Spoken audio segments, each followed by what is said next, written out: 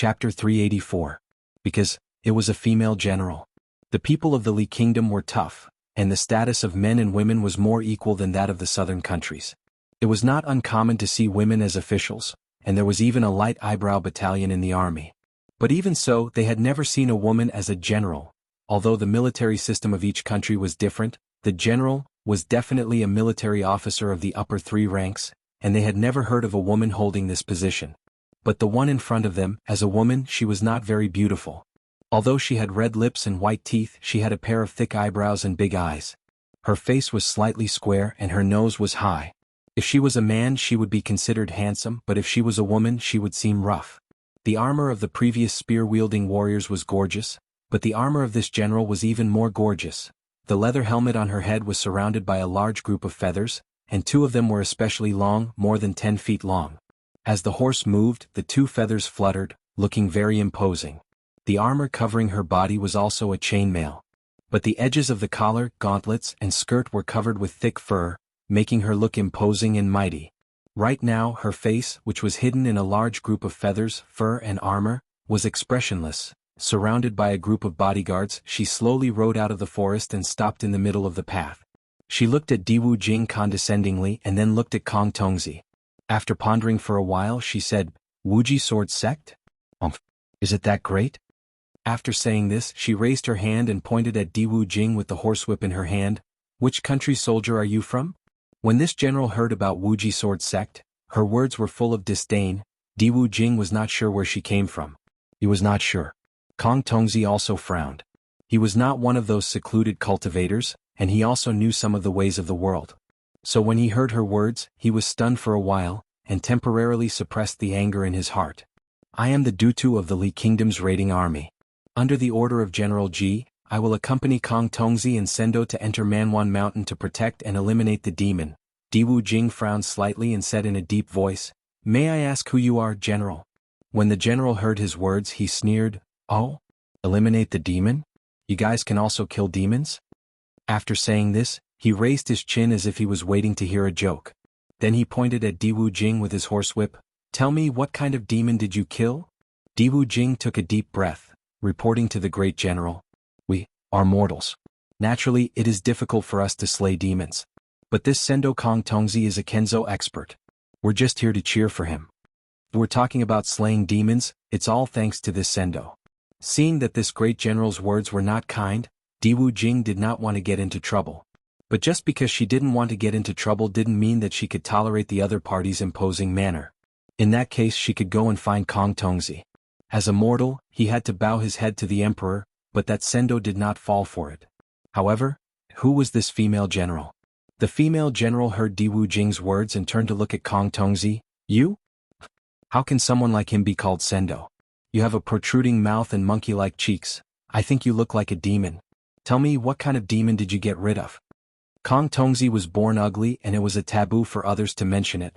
When he saw Li Yunxin before, he could comfort himself by saying that the kid was just a painter and would turn into a pile of dirt after a few decades. But now, when he saw the appearance of this great general, he could no longer restrain himself. He frowned and said sternly, "You mortal, how dare you? I didn't argue with you because you have armor, but don't you know your own identity? Slaying demons? All the big and small demons in this mountain were killed by I. Why do you think you can put on a show here and not be taken away by the demons?" The female general was not angry. She sneered again and her eyes became sharp. "Good.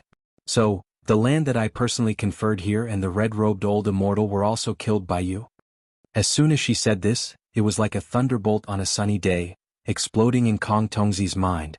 Before he could speak, the female general frowned again and shouted sternly, "Stupid thief! Open your dog eyes and see who I am." As soon as she finished speaking, the soldiers behind her immediately took out 2 big flags. On the left side, on a golden background, was written in big ink characters, "You King's Lady Zhua." On the right side, on a crimson background, was also written in big ink characters, "Red Flame General." Red Flame General? How could Kong Tongzi not be familiar with this name? These days, he had killed many small demons in the mountain, and it was said that they were all under the command of the Red Flame General. And the reason why he had to escort the Qing army out of the mountain was because he was worried that the Red Flame General would be angry and find him. He did not think that he would run into her today. After all, his cultivation was not high and he rarely saw big demons. The ones he came into contact with were only small demons. And those small demons either did not have a human form or had strange temperaments. With just one look he could tell that they were not human. The Shenmen did not have good things to say about demons. They only said that they were cruel, cunning, and tyrannical. Thus, when Kong Tongzi first saw the Red Flame General, he saw that her subordinates looked like humans and she also looked like a human. Her words and actions were more like that of a normal mortal army, so he did not think anything else. On the other hand, Li Yunxin had long known that the more brilliant a demon was, the more he was no different from a human and had seen more. Thus, when he saw the colorful armored soldiers appear, he knew that they were not human. Kong Tongzi came to a realization and so did Di Wu Jing. For a moment they were stunned on the spot. In the hearts of mortals like him, big demons were all green-faced and ferocious-looking. Who knew that they were more like humans? It was in this moment of shock that the Red Flame General snorted coldly, "Since you have admitted your crime, then accept your punishment. You killed 12 of my generals. Today I will poke 12 holes in your body. If you can survive, humph." As soon as she finished speaking, a black heavy iron spear appeared in her palm out of thin air.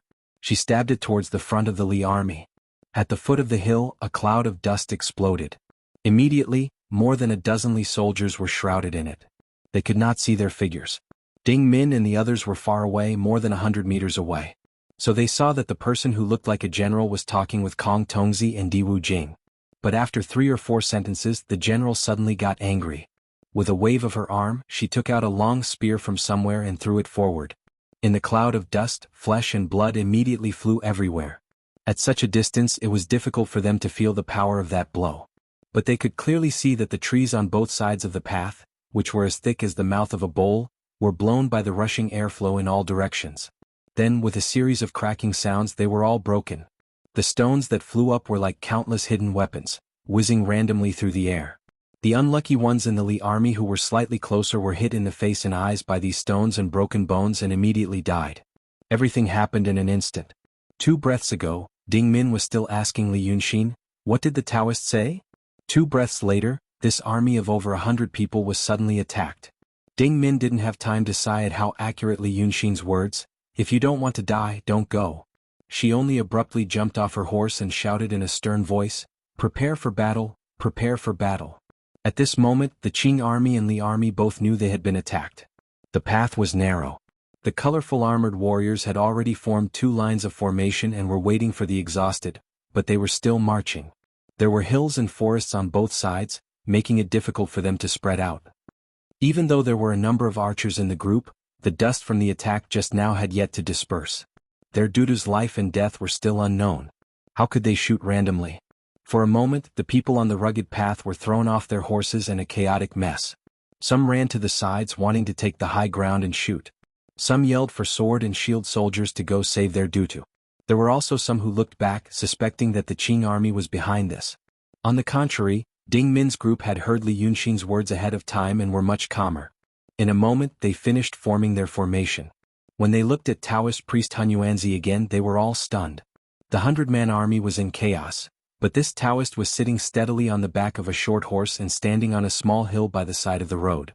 As he narrowed his eyes and looked ahead with interest, he pulled open the cork of the wine bag Ding Min had given him and took small sips of the wine. It was as if what was ahead was not a battle to the death but a performance. When Ding Min saw the attack just now, he knew that it was not something a human could do. Perhaps they had encountered a demon again. He wasn't proficient in dealing with demons. Thus, he could only listen to Taoist priest Hunyuanzi's opinion.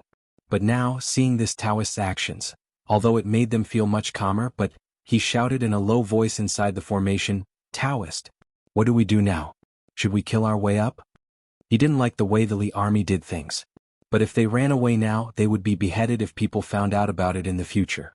If the demon killed all the Li people, it would definitely catch up. They would die either way, so it was better to fight with all their strength. Taoist priest Hunyuanzi smiled and said, "Go up? Go up for what? To die?" Then he raised his hand and in the midst of the chaotic army, he lightly pointed at the 2 raised flags. He said unhurriedly, "Look, Prince Yu's madam's was arrow, an arrow. Red Flame General's arrow, an arrow. But everyone is dressed like a chicken feather. What do you think this Red Flame General's true identity is?" It was at this moment that lightning crackled from within the cloud of dust. A flying sword rushed out with a buzzing sound, circled twice in the air, and then fiercely stabbed down. They also heard Kong Tongzi's voice, "Demon, eat my sword." The Li soldiers had been with Kong Tongzi for a long time, so they all knew this was his voice and his method. Their morale was immediately boosted. Then they heard Diwu Jing's voice again, "Formation. Formation. Archers on both sides, spread out and shoot." As soon as he finished speaking, the warriors in colorful armor with spears shouted and pressed forward together. Li Jun's heart calmed down. Finally, there was a method and he pushed it forward. At this time, Li Yunxin turned to look at Ding Min and said, "Can't guess." Chapter 385. How could Ding Min be in the mood to guess this riddle? She said hurriedly, "Priest, if it's a demon, how can we just stand here and watch?" Li Yunxin huffed, "Idiot. Arrowho. Isn't it just a pheasant? This General Honghua's real body must be a wild chicken." Ah. Then his expression changed and he looked at Ding Min. She has a dozen demon generals under her command, some of them in the realm of wills and emptiness. She looks like a proper person and has a grand entrance. She is at least in the realm of transformation. And look at her demon power, she is at the peak of the realm of transformation. A demon at the peak of the realm of transformation can be considered a small demon king. Kong Tongzi's cultivation is limited and he doesn't have any powerful magical treasures. Right now he is fighting in close combat. I think he will be sent flying in 3 breaths. What are you going up for? Ding Min didn't understand what he said about wills, transcendent, and peak of the realm of transformation. But she knew that he was referring to a demon in front of them and a powerful one at that. Kong Tongzi could not defeat that guy. Hearing these words, Ding Min and the Qing soldiers were shocked. This Taoist priest Han Yuanzi, was his cultivation even higher than that Kenzo Sendo? They were all martial artists and knew that only when one's martial arts reached a certain level could one see the depth of another person. But this Taoist priest Han Yuanzi was calm and could explain the situation in front of them. Could it really be? Just as they were thinking of this, there was another rumble in front of them. It shook the ground under their feet 3 times. They saw a figure fly out from the cloud of dust and fog and crash into a small hill to the side. Immediately half of the hill collapsed. They had never seen a scene like this before. For a moment they were all stunned. Suddenly the dust on the hill dissipated. It was as Li Yunxin said. It was Kong Tongzi who had been sent flying. Previously this sword cultivator had been arrogant and insufferably arrogant. Now his nose was bruised and his face was swollen. Even the Taoist bun on his head was a mess. Beside him, a misty green flying sword swayed and flew around him, as if it was protecting its master. But the sword was also flying crookedly as if it would fall at any time. He took 2 deep breaths and seemed to be in a daze. He then saw the Red Flame General riding his horse out from the dust cloud. The swordsman was in a sorry state, and General Red Flame seemed to have suffered a loss. One of the 2 long feathers on top of his head had been broken, and the colorful armor on his left arm had also been pierced. The scales of the armor hung down like a chain. The horse took 2 or 3 steps and stopped. The demon stared at Kong Tongzi. "Fine. You do have some skills, you were even able to injure me." He then turned around to look at the Li army who were currently fighting against the warriors in colorful armor. However, the Howling Lu army was a strong army after all. Even though the warriors in colorful armor were not human and each of them had the strength of a calf, the Howling Lu army advanced and retreated methodically. With the help of the long-range archers, they managed to hold their ground and did not collapse. Only 10 of them died and more than 10 were injured. Seeing this scene, General Hong Ho frowned and shouted, "Trash! How did this general train you normally? You still can't take him down?" Although she looked like a woman, her words did not have the slightest hint of a woman's weakness. After saying these words, she turned around and shouted, "You guys go." She was referring to the soldiers in black helmets and black armor. Previously, when the colorful armor warriors went up, the black-armored warriors and the gold-armored warriors she brought did not attack. It was as if she treated the Howling Lu army as opponents to train her own soldiers, and let them fight round after round for fun. After giving the order, she turned around and looked at Kong Tongzi. "This general has only pierced 1 hole in your body, there are still 11 holes left. You have to bear with it. If you don't survive 12 holes and dare to die, you see how this general will refine your soul." Seeing all this, Ding Min could not bear it anymore. He stared at Li Yunxin. "Taoist priest, if you don't help, Sendo won't live. They won't live." Li Yunxin frowned and looked at him. "What does it have to do with me whether he can live or not?" Ding Min was stunned as if she did not expect Li Yunxin to say this. "Taoist priest, you saved us last night. Taoist priest Kong Tongzi is also a human. No matter how dirty he is, we are here to fight against the demons together. Li Yunxin pursed her lips and reached out to slowly remove a fallen leaf from her sleeve. Have you forgotten? That bastard was rude to me just now. His nose was pointed to the sky. Now you want me to bury the hatchet and save him? Do I look like someone easy to bully? When he said these words, all the soldiers beside Ding Min could hear him. At this moment, Yan Er could not bear it anymore and shouted, "Why are you so?" Before he could finish, Su Mao covered his mouth and scolded him in a low voice. "What are you saying?" Li Yunxin was not angry. Instead he laughed and said, "That's right. I am a petty and vengeful person. What can you do about it?" When he said this, these people really did not know what to say. Normally, an expert like Taoist priest Han Yuanzi should cherish his reputation and be righteous. At least, it seemed. But now he was, like this. Ding Min did not know how to describe it, and they could not say anything. Therefore, Ding Min gritted her teeth and suddenly cupped her fists toward Li Yunxin. "Taoist priest, thank you for saving my life last night. If we met the Li army on the battlefield and they were enemies, Ding Min, would not be merciful no matter who killed them. But now, since the world is fighting against the demons together, I can't just watch the demons kill without doing anything. Farewell." After saying this, he laughed and shouted, "Abandon the food and water and move forward. Break through from the left." In reality, this order contained the will to die. Li Yunxin quietly made a ha sound. He watched as the 40 Qing soldiers, who had been terrified 4 hours ago, actually break through from his side without looking sideways. He knew that perhaps this was, there are things to be done and things not to be done. For example, when they faced the demons alone, they would be afraid and terrified and want to live. But now their allies were fighting in front of them and they had no way to escape. That was not called escaping. It was called abandoning the formation. However, he did not expect to see such a thing happen to these small soldiers. Thus, Li Yunxin narrowed his eyes and felt, mixing with these people he had finally seen something interesting. In this world, there was nothing more interesting than people or the hearts of people. Even so, he smiled and said, "Fine." At this moment, General Honghua raised his spear and thrust it toward Kong Tongzi. Seeing Kong Tongzi on his last breath, the flying sword by his side almost fell to his feet. General Honghua's heavy spear pierced through the air, heading straight for his left waist. It seemed like she wanted to destroy his snow mountain and Qi first and then slowly stab the remaining 10 times. But at this moment, Kong Tongzi's eyes suddenly lit up. He reached out and grabbed General Honghua's spear.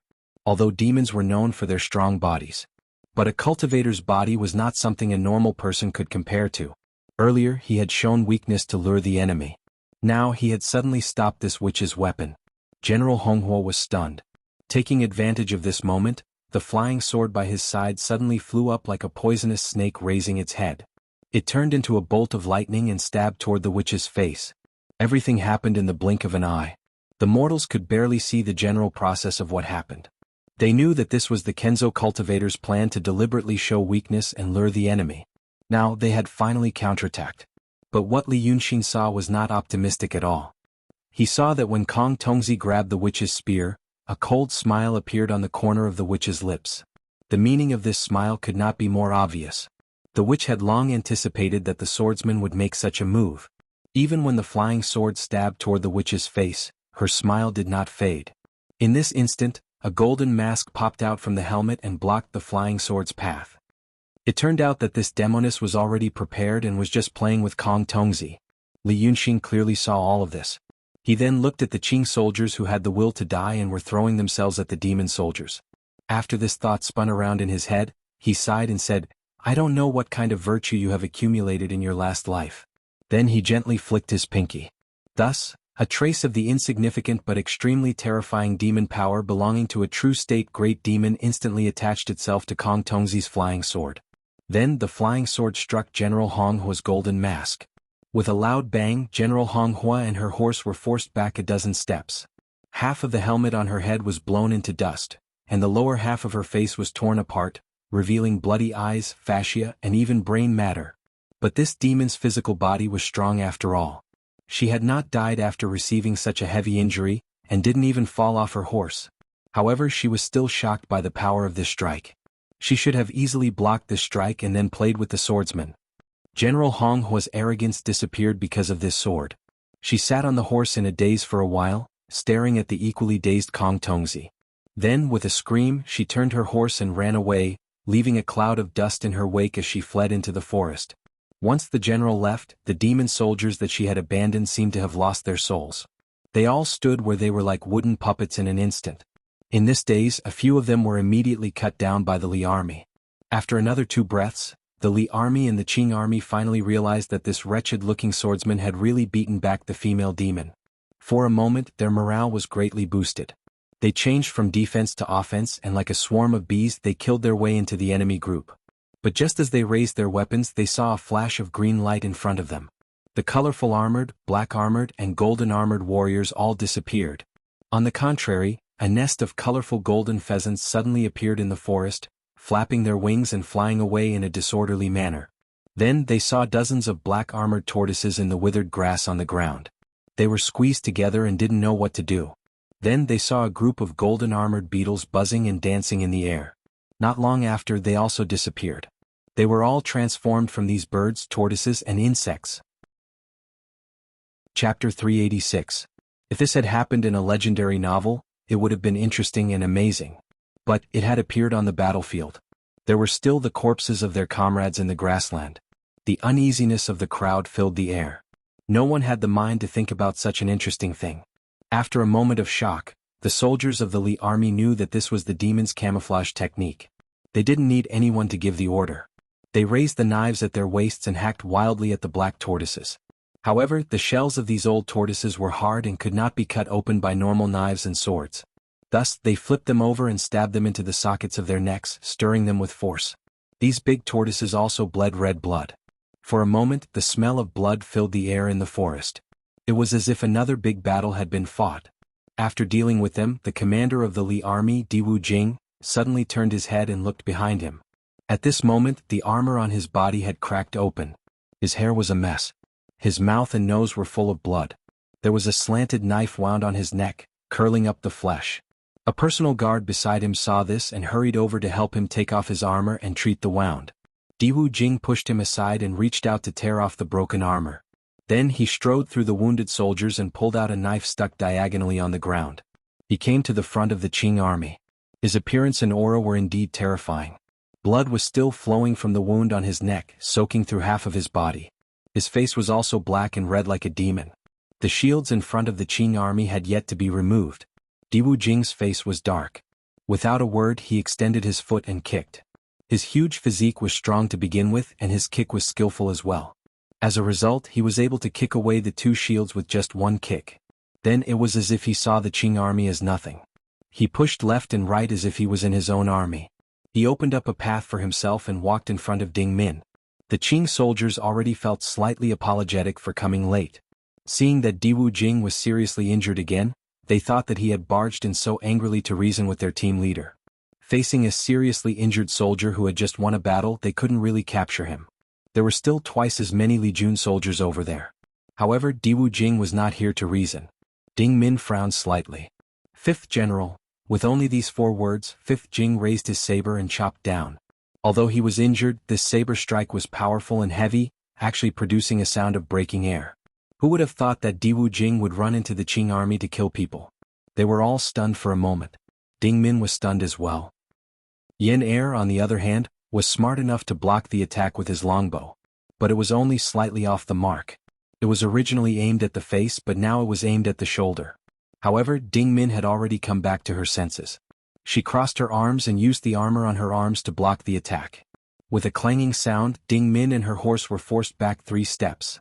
The armor on her arm was cut into 3 pieces and half of her body was numb. Now they knew that Diwu Jing was really going to kill someone. The officers and soldiers on both sides immediately swarmed him. Some grabbed his waist, some grabbed his arms, some grabbed his legs, and they pressed him to the ground. They didn't dare to kill him. They were afraid that they would strangle the heavily injured Li commander to death. On this side, the Qing army had moved. On the other side, the Li army was also in a mess. Holding weapons in their hands, they surrounded the Qing army and chaotically shouted things like, "The southern barbarians ran away at the last minute and still want to harm our governor." The Qing army had nothing to shout back at. They could only form a formation and face them silently with ashen faces. Inside the formation, since Diwu Jing was pressed to the ground, Ding Min jumped off her horse and called for the Qing army to pull Diwu Jing up. After such a torment, the Li commander finally had no strength. But his gaze was still fierce. He only looked at Ding Min as if the one being captured was not him. Watch the battle. Do you southern barbarians know how the Li dynasty deals with deserters and those who are afraid to fight? We are not Li people, Ding Min said calmly. At the same time, she accepted the sackcloth Su Mao handed over. As she stared at Diwu Jing, she slowly wrapped the wound on her arm. Furthermore, we are not watching the battle, nor are we afraid to fight. General Diwu is skilled in the art of war and strategy. Think about it. As he slowly spoke, he glanced at the hillside not far away amidst the flashes of knives and swords around him. Li Yunxin was looking at the scenery. We were attacked on the road. In reality, we were ambushed. Since the other side came prepared and could set up an ambush in front, it is hard to guarantee that they wouldn't set up an ambush in the back. Although we are two armies, we are fighting together for the righteous path of the world against demons. How could we sit back and do nothing? Ding Min said in a low voice, earlier we were only holding the formation to prevent being attacked from the front and back and being attacked from the front and back. Later we saw that the enemy was not doing so, so we also pressed forward. General Diwu is a clear-eyed person. There is no way you couldn't see it clearly. Diwu Jing smiled coldly. Holding the formation? I think you want to run away. Let me ask you. There's no need to ask. His words were interrupted. Kong Tongzi held his sword in his hand and leaned on the ground as he walked into the middle of the chaotic soldiers. The Li army and the Qing army were facing off earlier. Their knives and spears were unsheathed. It seemed that with just one look they would start fighting. Now that Kong Tongzi had walked over, no one dared to point their swords at him. They all lowered their weapons. He cut a sorry figure and walked majestically until he was between Diwu Jing and Ding Min. He looked at the two of them.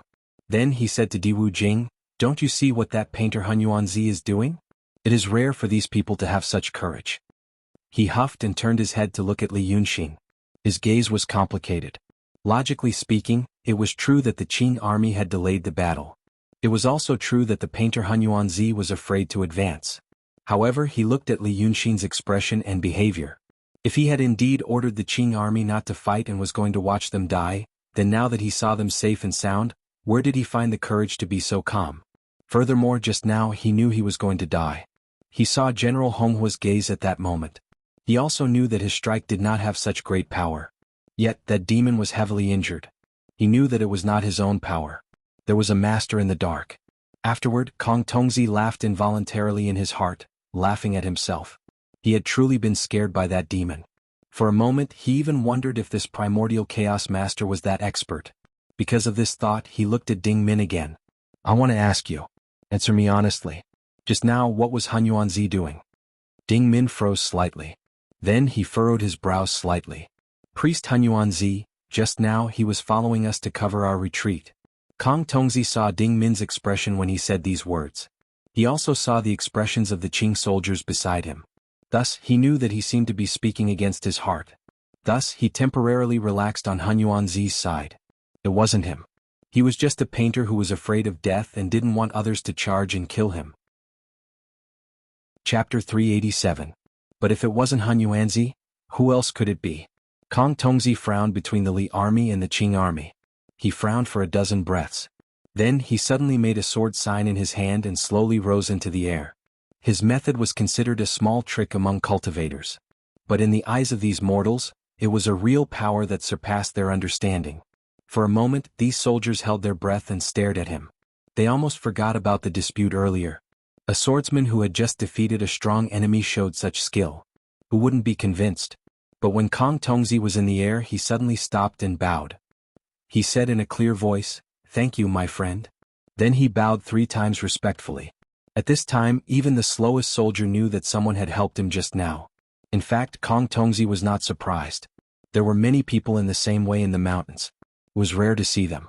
But if they met a passing master, they helped him and then left with the wind. It was not something to be surprised about. But that little painter Hun Yuanzi was really hateful. He paid his respects to the expert in the air and flew straight to Li Yunxin's side. Only cultivators of the transcendent state could fly in the air. Kong Tongzi was a transcendent cultivator. Although the sky dance technique had yet to reach maturity and could not fly too far, it was enough to show off its abilities in front of a mere painter. His face was dark like water. He only stared at Li Yunxin. Seeing this, The Qing army and the Li army knew that Kong Tongzi was going to attack Li Yunxin. Some people wanted to come closer to watch the show, but Kong Tongzi shouted sternly, "Wait!" He usually traveled with the Li army and did not have a good temper. But most of the time his face was dark. It was rare for him to show anger like this. Because of this shout, no one dared to come closer. Since the confrontation between the Li army and the Qing army had been resolved by Kong Tongzi, Su Mao moved to Ding Min's side. So, just now, someone helped him? Then he frowned. Who? They were just mortals without much knowledge. Of course they did not know who it was. However, the person he was asking was none other than Primordial Chaos C. Kong Tongzi, the sword cultivator, was not in the mood to listen to them talk about how this Taoist Hunyuanzi killed the old fox last night. Kong Tongzi also did not see this Taoist priest Hunyuanzi's demeanor on the hillside, nor did he hear his tone of voice. But in Ding Min and Su Mao's eyes, his confidence and nonchalance, it should be built on strong confidence and ability. So could it be, but Ding Min only glanced at Su Mao and did not say anything. He turned his head and saw that on the distant slope, Kong Tongzi was staring at Li Yunxin for a while. However, Li Yunxin didn't show any fear on his face. He just frowned and asked, "What's the matter?" Kong Tongzi suddenly sneered and clasped his hands behind his back, saying, "The heavens are merciful. I'm just telling you that you don't have long to live." Li Yunxin was still frowning. "Many people have said this to me in the past and I'm still alive and well. What are you trying to say?" Kong Tongzi shook his head. "There's no need to argue with I. I'm not in the mood to intimidate you. It's just because you met me and had a fate with me, you can't make the decision on this matter. If you want to blame something, you can only blame yourself for being born unlucky. The reason why I'm telling you this now is not because I really see you as an opponent or an enemy. You don't have that qualification. It's just that the heavens are merciful. After slaughtering the meat on the Cloud Mountain, we still have to recite a scripture about reincarnation. For you it's just a routine rule. This is also a rule that I set for myself." Kong Tongzi smiled. "When I saw you before I didn't like you. Because you were born beautiful. But this dislike isn't enough to make me kill you, that's also troublesome. However, I was injured in the battle with the demon just now. And because I experienced the great terror of life and death, I might have entered a tribulation." Kong Tongzi paused. "I don't know what tribulation it is. But once I think of your face or think of how you cowered to survive just now, my thoughts are very unclear. This is the critical period of entering a tribulation, so I can't let it go." When Kong Tongzi said these words, Li Yunxin's expression was still calm. But the swordsman could see that this primordial chaos the painter was actually trying to suppress some emotions in his heart, to prevent them from showing on his face. It should be fear. So he looked at Li Yunxin and said another sentence, "What a coincidence. I haven't passed the killing tribulation yet." But this primordial chaos, at least on his face, still didn't show any reaction. Kong Tongzi realized one thing and then looked at Li Yunxin and suddenly laughed. This painter probably didn't know what the killing tribulation was, right? Just at this moment he suddenly felt a little dull. It was like a man saying a lot of proclamations to an ant, but how could the ant understand what the man said? So he sighed and looked up at Li Yunxin. "I should have killed you on the spot. But just now a master passed by. Maybe he didn't want to see blood, so I spared your life for now." He carefully looked at Li Yunxin's expression. "When we get out of this Manwan mountain, I'll make my thoughts clearer." Li Yunxin blinked. It was already afternoon.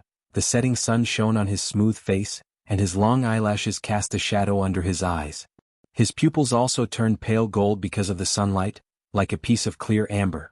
This made Kong Tongzi frown even more. Such a good appearance? Humph. Then the owner of this appearance, Primordial Chaos the painter, said, "So you came to me just because you feel more and more unhappy, so you want to kill me?" Li Yunxin opened his eyes wide. "Just because I'm prettier than you want to kill me? And you want to tell me first, so that you can enjoy my face when I know I'm going to die but can't escape? You cultivators." Li Yunxin frowned sadly. "Why are you all so perverted?" Kong Tongzi only smiled and didn't say anything more to this painter. He turned and walked away. He had seen many people in the secular world and knew that not everyone would have the same reaction when faced with the same thing. When faced with life and death, everyone would be afraid, but some people would tremble and cry for mercy, and some people would sing loudly to meet death. Maybe at the end their courage would disappear. However, there were people who stubbornly held on and refused to show fear even in death. Perhaps this painter belonged to this category, but Kong Tongzi didn't want to tangle with him any longer. This painter could suppress it all he wanted. But he knew how afraid he would be, Because of this, Kong Tongzi felt his thoughts become slightly clearer. It could be seen that this painter deserved to die. Then this sword cultivator told Diwu Jing to prepare the troops, bury the bodies and bandage the wounds. He didn't mention the painter and the Qing army again. That General Red Flame hadn't died. Kong Tongzi sat upright on the horse, thinking as he watched the Li army and the Qing army prepare. Earlier he had killed many small demons in the mountain, and now he had finally drawn out this big demon. Since the big demon had been wounded and fled, it might draw out something even more terrifying. General Red Flame's master should be that Yu Jun. Kong Tongzi recalled the two banners he saw behind the Banshee earlier. One of them said Yu Jun's ladies was arrow, and the other said General Red Flame's arrow. Arrow and arrow combined, it was undoubtedly a pheasant. That General Red Flame's true body was a pheasant. Then, was she the wife of that real demon Yu Jun? Then things were really troublesome. Demons were cruel and cunning, but it was said that those big demons who had matured would occasionally have emotions like humans. His wife had been wounded by him, and once Yu Jun left the nest. Thinking of this, he suddenly felt a wave of annoyance. He felt that the meridians that had been wounded in the previous battle were also blocked. So he shouted in a low voice, "Let's go. Don't rest tonight. Let's get out of Manwan Mountain first." The Li army and the Qing army had experienced the fierce battle earlier and knew that the mountain was now a dangerous place. Thus, they had no objections to Kong Tongzi's orders. The Li army was still in front, and the Qing army was behind. They followed the mountain path in a long line. The only difference was that there was a small group of Li soldiers at the very back. Kong Tongzi was also in that group. He had to watch the painter Han Yuanzi. In reality, he had to kill him. If he had some other use, such as if that big demon actually came and throwing him out could buy them some time to escape, then the painter would have died a worthy death. They traveled like this for an hour. Ding Min rode her horse beside Li Yunxin for an hour. When they first met, this old man was very arrogant and looked difficult to get along with. Later, intentionally or not, he began to cheer everyone up in the camp, and they slowly got along. But just now they charged forward with the will to die. They didn't think they would all come back alive. Thus he said many rude things to Li Yunxin that he normally wouldn't say. Now that they were together again, Ding Min didn't know what to say. He watched as the painter, Han Yuanzi, rode his horse with the group under the setting sun. The expression on his face was calm as if he didn't care at all about what had just happened. But Ding Min felt that this old man just didn't show his thoughts on his face. He felt that he could also see that this old man was thinking about some things. The so-called calmness was just an expression of suppressed emotions. In reality, his heart was in turmoil. What did Taoist Kong Tongzi say to him? Did he scold him or? The sun slowly moved west accompanied by the sound of footsteps, armor clashing and wind in the forest. The horizon darkened slightly, and the forest grew even colder. When he exhaled, his mouth and nose were filled with white mist. Ding Min's legs had gotten sick when he was guarding the border. Once he was cold, he was not very nimble. Thus, he pulled out a cotton robe from the back of the saddle. He wanted to put it on himself, but he suddenly thought of something. He looked at Li Yunxin. "Old Taoist, it's getting cold. Do you want to?" As he spoke, he handed the cotton robe over. There was a distance of a horse between the two. When Li Yunxin heard his words, he turned his head and looked at it but didn't take it. "Ha!" He snorted coldly, still so filial. After saying this, he frowned. "Will I wear this thing?" Hearing this, Ding Min was slightly stunned, and then he sighed in his heart. He wasn't despicable, he was still happy when he was scolded and despised. But this old man's tone was no different from before. It seemed to mean that at least here, he didn't mind anymore. He was just being polite. Now he smiled, retracted his hand and put on the robe himself. Then he looked at Li Yunxin. "Old Taoist, what did that Taoist priest say just now?" "I didn't mean anything else. I just wanted to ask if... him." Li Yunxin wasn't as unhappy as Ding Min was worried. On the contrary, the previous unhappy expression on his face disappeared in an instant, replaced by a smile. "He said he wanted to kill me." As he spoke, he winked at Ding Min as if this was a very funny matter. And this very funny matter had been bottled up in his heart for a long time. Now he could finally share it. Ding Min was slightly stunned. The surrounding Qing soldiers who could hear them also glanced in their direction. Then Ding Min furrowed his brows and lowered his voice. "Is the Taoist priest joking? That crazy person just ran in front of me and said with a straight face that he thought I was too beautiful and that he was too ugly. So when he saw me, he felt that his thoughts weren't smooth, so he wanted to kill me to vent his anger." Taoist priest Han Yuanzi didn't seem to mind that the Qing soldiers had heard his words. "Did you know? Originally, walking around the mountains with you was very boring. But when it came to this matter, I've already laughed for a full 2 hours and can still laugh for an entire day. These Daotong and Kenzo perverts are simply too cute. After Li Yunxin said these words, he seemed to want to laugh out loud but forcefully suppressed it. Ding Min and Su Mao met each other's eyes. The Qing soldiers around them also looked at each other and didn't say anything. They also didn't look at Taoist priest Han Yuanzi anymore. Then Ding Min lowered his voice again. That Taoist Kong Tongzi is also a member of the Xianmen. Why is his murderous intent so heavy? Taoist master, did you hear wrong?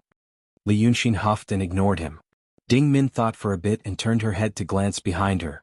Tian was slowly darkening. Thus, the small group of Li soldiers behind the Qing army couldn't be seen clearly in the darkness. He couldn't see where Taoist Kong Tongzi was. He turned his head and lowered his voice even more. Taoist master, you might as well give in. You can't use something like your life in a fit of pique. Li Yunxin smiled coldly and shook his head. Waving his hand, he said, go on your way. In a bit, there will be more things for you to worry about. He then turned his horse's head and rushed ahead of him. Su Mao had been on his other side the entire time and silently listened to the two of them speak. Looking at Ding Min again, he shook his head slightly. Our Taoist master's personality, even if he were to be beheaded with a smile, he wouldn't beg for mercy. He's the same as Yen. Ding Min looked worriedly at Li Yunxin's back and furrowed her brows. You won't actually kill someone, right? However, Su Mao only thought for a bit and said something else. Did you hear that? This Taoist master just said that he had things to worry about in a bit. Boss, before General Honghua came, what did he say? Ding Min paused upon hearing these words. Then she felt the hairs on her back all stand up. Chapter 388. Before the Red Flame General attacked the Li army, their Taoist master Han Yuanzi said, if you don't want to die, don't go. The facts proved that he was right. The few people in front of the Li army except for Diwu Jing were all dead. If they had run to the front at that time, there would only be about 30 people left. Just now he said something else. At that time, Ding Min was worried about the fate of this Taoist master, so he didn't take it to heart. Now, after hearing Su Mao's question again, he realized that Li Yunxin's words seemed to have some other meaning. Could it be? When she thought of this, the chill on Ding Min's body intensified. Almost immediately he turned his head and looked around, trying to find some clues. But there was a dense forest all around. In autumn, the sun set quickly. A quarter of an hour ago there was still some afterglow in the sky, but a quarter of an hour later, the sun had already disappeared. The coldness and the darkness of the night came together and surrounded everyone. Ding Min looked around, but she couldn't find any clues. Or, he felt that danger was hiding in every corner. So he looked at Su Mao again and with a little force, he urged the horse to catch up with Li Yunxin. He approached him, frowned and whispered, Taoist master, what did you mean? Did I see anything? Li Yunxin only shrugged. I didn't see anything. Ding Min was about to relax when he heard this, but Li Yunxin said again, but I smelled something. It was fishy and smelly. Can't you smell it? Ding Min was stunned. He sniffed hard. The autumn night was cold and after sniffing for a while he coughed. But he only smelled grass, wood and weapons. There was no fishy or smelly smell. So he said, Taoist master, I didn't. Of course you can't smell it. Li Yunxin yawned as if this matter was very boring. About a dozen miles away from here, there was another group of cultivated monsters that had taken human form. Even Kong Tongzi probably can't smell it. But I'm a mystic enlightened cultivator. So. He squinted at Ding Min, tell your men to be careful. Ding Min felt that he hadn't been in a daze for as long as a day in his entire life. He was in a daze again, so the horse slowed down and fell behind Li Yunxin. Su Mao caught up with him and frowned. Boss, what do you mean? Ding Min frowned as well. Our Taoist master said he heard it. He smelled the stench of some kind of monster more than 10 miles away. Do you think he's joking or? Su Mao blinked his eyes for a while. This Taoist master of ours sure is unrestrained. He spoke as he pleased. But a dozen li away? It seems like, Chief, do you think he's going to do something? And, as he spoke, he raised his hand, using his index and middle fingers as the legs of a little man, and walked a few steps on his arm guard. Ding Min frowned. You mean he's trying to escape? Our Taoist master looks like a loose person who doesn't like to be restrained, but he's also very strong. Su Mao looked to his left and right, making sure that Li Jun, who was further behind, couldn't hear them. He definitely won't bow down to that Taoist master Kong Tongzi. But we don't know the rules between cultivators. What if these things really involve life and death? No matter what kind of person he is, life is always important. Maybe. Ding Min clenched his fist and hit the saddle. Is he trying to create a mess and take the opportunity to escape? That's why he told us to be careful. Zumao thought for a while. If a monster really came, as you heard from Taoist Master Kong Tongzi, it'll be a more terrible big monster. How could he say it so easily? That's true. Ding Min nodded. After thinking for a while, he said, but tell our men to get ready first. If there's a mess, if he really wants to leave, we'll pretend that we didn't see it. These two soldiers of the secular world used their thoughts, within the scope of their understanding, to restore the truth of the entire matter. This was a layer that Li Yunxin hadn't expected. He had heard their conversation clearly. Thus, when he heard them instruct the Qing soldiers to not act rashly if anything happens, he sighed slightly in his heart. These people, when he was a person in his previous life because of his own reasons, he didn't feel that there was anything special about the world. The entire world was just an environment for him to live in. It was difficult for him to truly integrate into it. Because of this, in this life, whether it was when he abandoned his human body or when he became a demon, there was no conflict or reluctance in his heart. But this life was not the same as before. He slowly began to understand the coldness of human emotions. Although this process was slow, it was continuous. After experiencing the various things in the world of demons and cultivators, he suddenly fell back into the dust and saw the thoughts in the hearts of these weak and powerless secular mortals. When he saw the perhaps stupid but interesting thoughts that rarely existed in the world of demons and cultivators, he finally felt the mortal world that he had no interest in and had even abandoned like a pair of worn-out shoes was actually interesting. He smiled in his heart. Once again he felt that entering calamity was also interesting. And so, the sky finally turned completely dark. Tonight was the last quarter moon, and the moonlight was very dim. The mountain path was already difficult to walk, and it was even more difficult now. But he didn't dare light a torch. The light of the torch could be seen from several li away. It was practically an announcement to all the demons in the mountain that he was here. So he used a talisman. A small talisman lit up in a special glass lamp and produced a milky white halo of light. This halo of light was blocked by 5 wooden walls. Only one side was glass.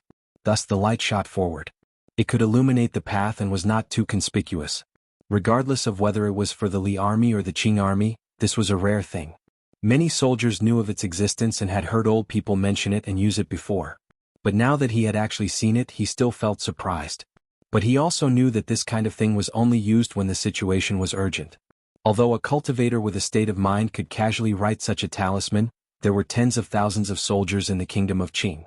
If each group was equipped with a dozen talismans, it would be a terrifying number. How could there be so many cultivators who did not refine their souls and bodies to do this kind of thing for the mortals of the secular world? Thus the novelty quickly passed. Everyone knew that they were truly taking a risk. They only wanted to get out of the mountain as soon as possible. After another hour, they could finally see the endless plains at the foot of the mountain in the distance. Those with good eyesight could even see the dots of lights on the plains.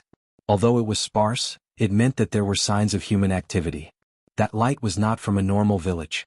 It was from the Allied army that had crossed the mountains and slowly set up camp there. It seemed that they could finally relax a little.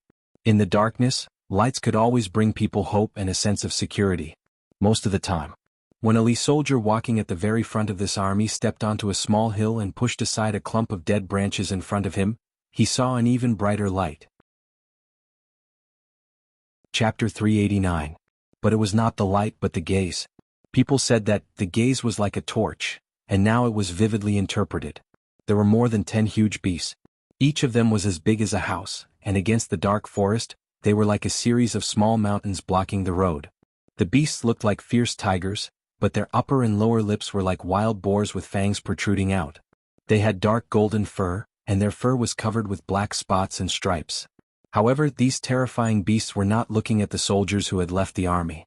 When the soldier in the lead pushed aside the dead bushes, he saw a dozen or so beasts facing him. Their lantern-like eyes shone with white light, and they were staring at a huge flat rock on the opposite side of the path. It was a big rock facing the cliff, and beside the rock was an old weird pine tree. The pine tree had turned dark green in autumn, but its needles were still standing upright. This place was already close to the edge of the rolling mountains. Almost everywhere were towering cliffs, and only a few places could allow people and horses to slowly walk down. But they also had to be very careful or else they would fall into the abyss and die a horrible death if they were not careful. and on the rock there were two people. One of them was a middle-aged man, wearing an apricot yellow robe. Perhaps it was a Taoist robe, because the style of his clothes was not the style that people wore nowadays. There were 5 strands of long beard on his face, and his appearance was handsome, but his face was slightly dark, as if he had some unlucky disease. The other person opposite him was also a man. But his appearance was more majestic, and the beard on his cheeks was unusually lush and thick. On his head was a golden crown, but he wore a black robe. The black robe was decorated with golden threads and looked very gorgeous. These two people sat opposite each other with a stone chessboard placed between them. They were actually playing chess. On this kind of night, in this kind of place. They were being stared at by more than 10 fierce beasts. And those fierce beasts were not only fierce beasts. In the shadows behind them there were also many figures. Seeing all this, Li Bing was stunned for a moment, and did not have time to scream. When he came back to his senses and was about to shout, his comrade beside him covered his mouth and pulled him back. Previously they had only encountered General Crimson Flame and lost many of their brothers. Now that they saw so many monsters and demons blocking their way, they suddenly felt that there was no chance of survival. But then he heard a low voice coming from behind, "Out of the way, out of the way." It was Kong Tongzi who had come to the front. The Li army at the front hurriedly retreated, but they also felt a little more at ease. They didn't know anything about Taoist magic and they didn't know anything about demons and devils, but this Taoist priest Kong Tongzi had been slaying demons and devils along the way. Maybe with his presence there would be a chance to turn things around. Kong Tongzi walked to the front of the withered branch, held his breath and looked ahead. Then his heart sank. The mortal soldier's eyesight was not as good as his, so they could not see clearly. But he could clearly see that General Red Flame was among the crowd behind the dozen or so ferocious beasts. And it wasn't a crowd, but a group of demons and devils. Every one of them had the appearance of a human, and their eyes and movements were quite clever. Obviously, they were not those stupid low-level demons, but all of them were demons and devils. Each of them had the same cultivation level as those he had killed before. So many demons and devils were gathered here. Kong Tongzi sucked in a breath of cold air. Could it really be that Yujun came? But that was a great demon king of the true realm. Why would he really come here to make things difficult for him? Halfway through this breath of cold air, a few thoughts flashed through his mind. Actually, it wasn't that he didn't have the thought of abandoning this group of soldiers and running away by himself. But this time he didn't follow the army to walk in the secular world, but to carry out a mission from the celestial sect. The war was imminent and these low-level cultivators also had to do their part. If he ran away by himself and the sect found out about this, it would not be a good thing. The sect naturally didn't care about these mortals. But that sect leader Jingguangzi hated people who didn't listen to her orders the most. In front of a true realm cultivator, he didn't dare to play any tricks. But at this moment Kong Tongzi really had the thought of retreating. In front of these demons and devils, there was only one thing waiting for him: death. Between the imminent threat of death and the possible punishment that would come a long time later, any smart person would know which one to choose. Therefore, he gritted his teeth, prepared to gently put down the withered branch in his hand, and took 3 or 4 steps back to appease these soldiers. Then he would escape under the cover of the night. But just as this thought came into his mind, he heard someone speak among the demons. And that sentence made him frown slightly, temporarily suppressing this thought in his mind. The one who spoke was General Honghua. This female demon had already wrapped up the wound on her head, and seemed to be fine.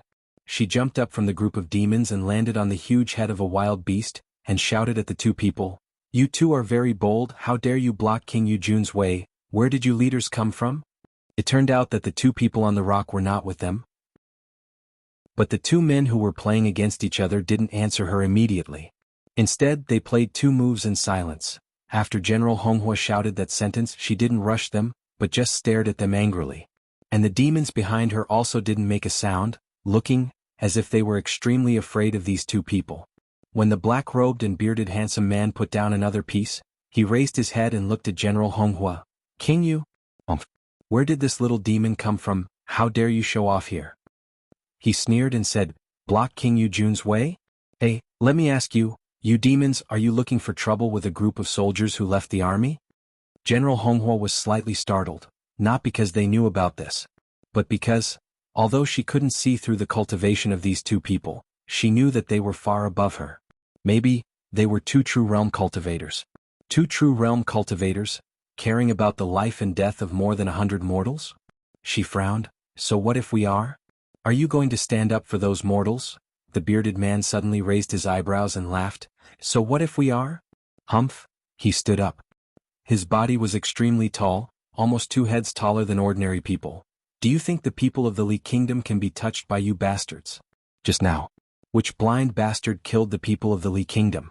Obediently come to me and accept your death. His words were not only heard by the demons, but also by Kong Tongzi and the Li Kingdom soldiers behind him. They were all startled. Kong Tongzi hurriedly narrowed his eyes and looked at the bearded man again. He originally thought that it was just an internal conflict between the demons. But now that he said these words, he was actually full of righteousness and wanted to protect them, not at all like an evil demon. He looked at the handsome middle-aged man in front of the bearded man again. Although he didn't look good, he looked like a dragon and a phoenix, and didn't have the temperament of an ordinary demon. Could it be, he had met a master who helped him? That master was these two? They were actually protecting them all the way? Chapter 390. Kong Tongzi's heart skipped a beat, and he let out a sigh of relief. If these two were really masters of Shenmen, what was there to be afraid of tonight? Although he didn't have much contact with big monsters, he knew that although they were cruel and violent, once they reached the real state, they also cherished their lives very much. If the two of them were true realm experts from the Profound Gate, Yu Jun would never understand why the great general of Red Flame was so stubborn and fought to the point where both sides suffered great losses. Now that he had calmed down a little, he decided to observe for a while, wait for the two masters to retreat, then he would go forward to pay his respects. He rarely saw high-level cultivators, even his own sect leader Jing Guangzi in the past 10 years, he had only seen him a few times. A word or a talisman from an expert could contain exquisite wisdom and truth. He really wanted to grasp this opportunity so that he could take a step forward on the path of cultivation. But at this moment, General Red Flame suddenly let out a muffled snort. Die. How arrogant you are.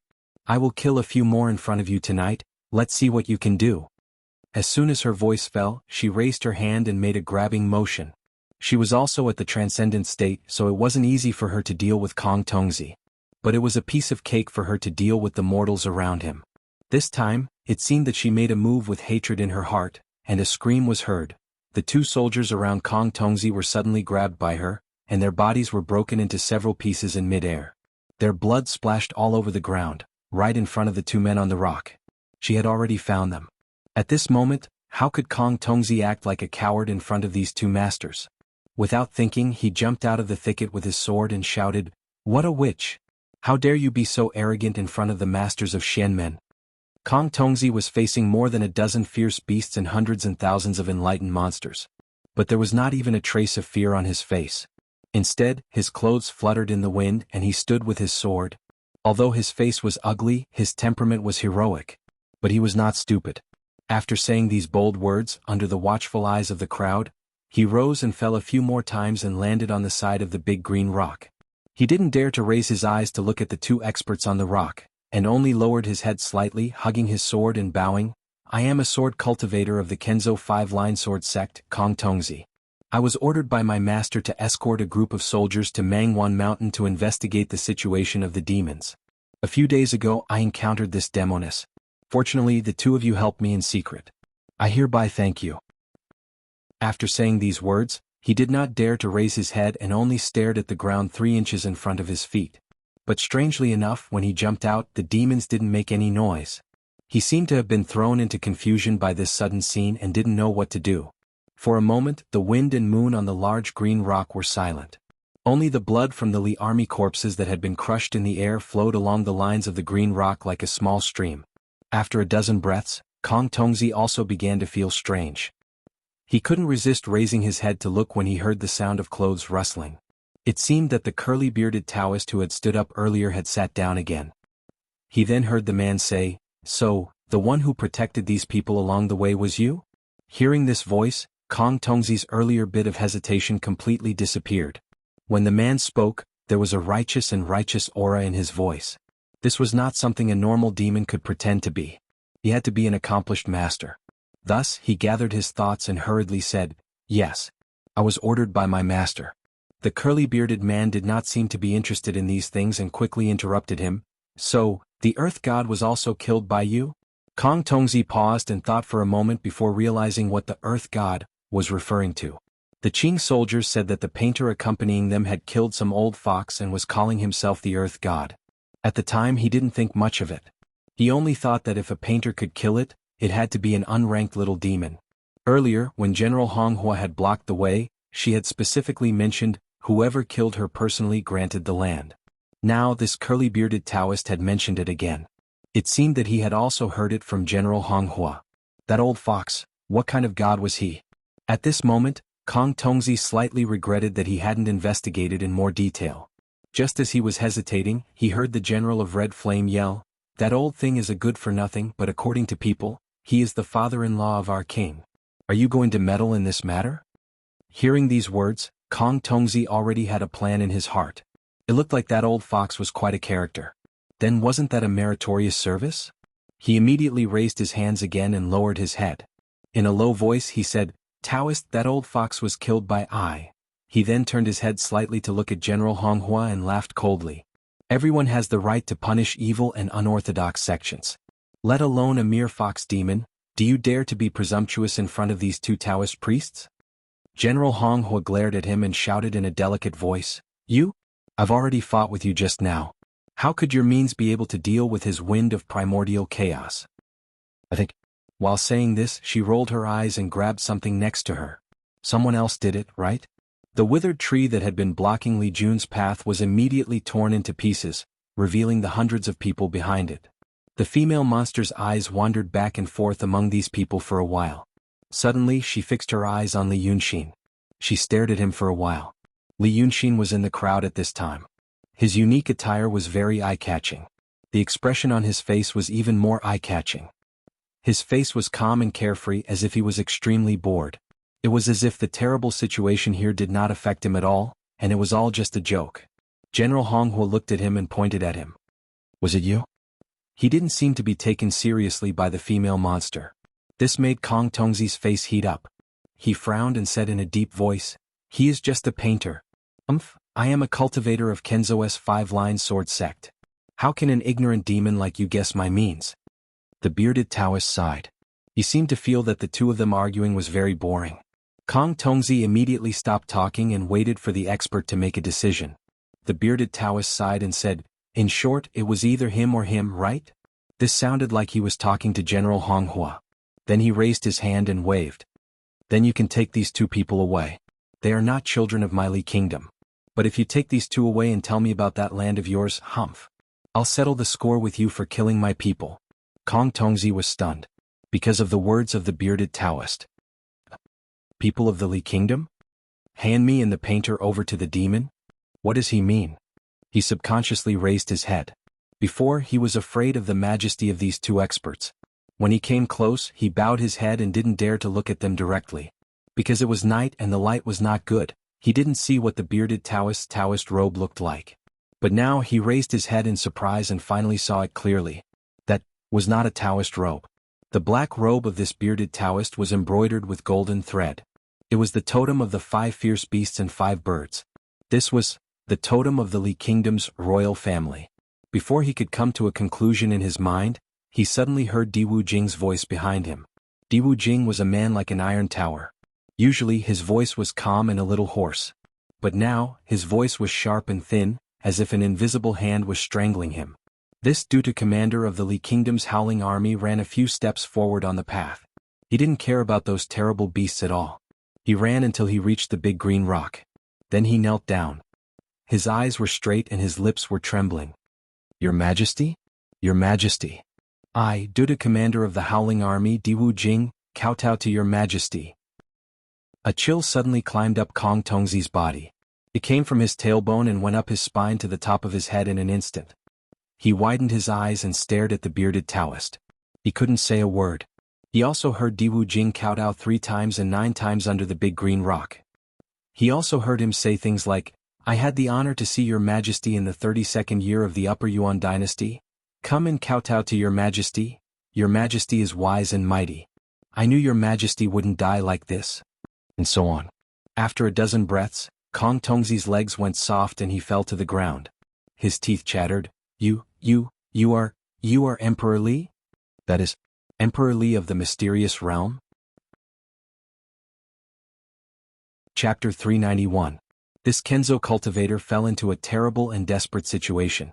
No wonder the words of this curly-bearded Taoist were so mighty. He was the ghost emperor whose soul was not taken away after his death.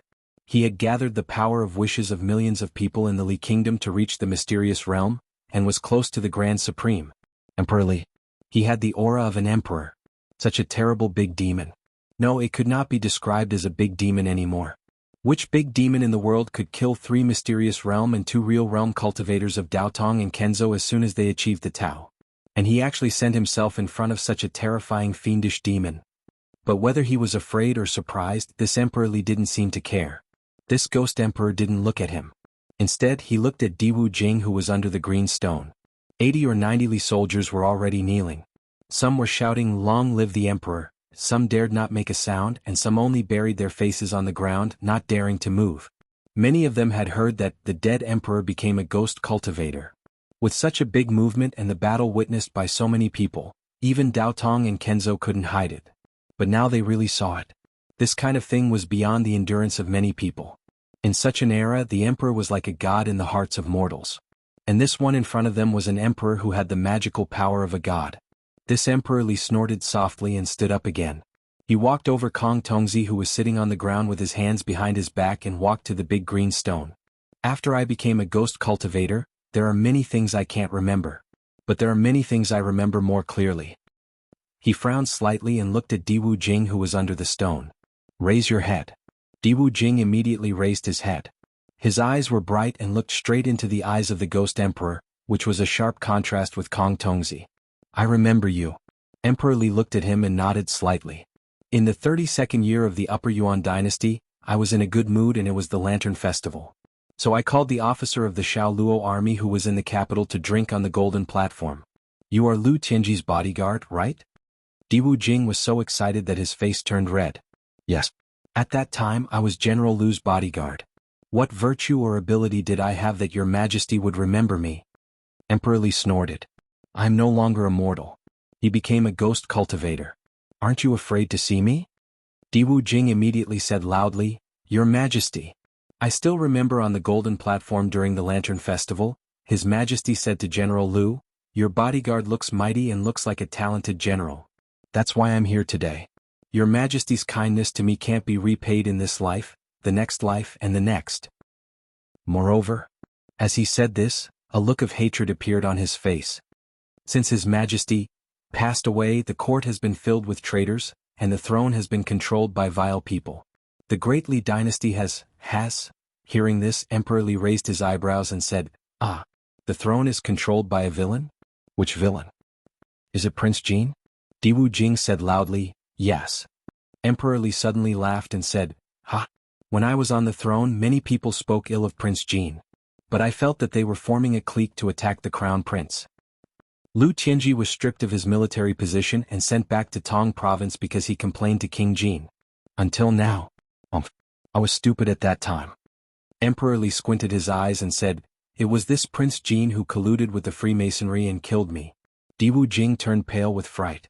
Even the Li soldiers behind him, upon hearing this, temporarily forgot their fear and looked at each other in dismay. "Forget it." Emperor Li suddenly waved his sleeves and said, "After I died, I realized that there is another bigger world. The Li Kingdom. What is the territory of mortals? This debt will be settled sooner or later. As for you, you are still my people. Go down the mountain. Leave the rest to this."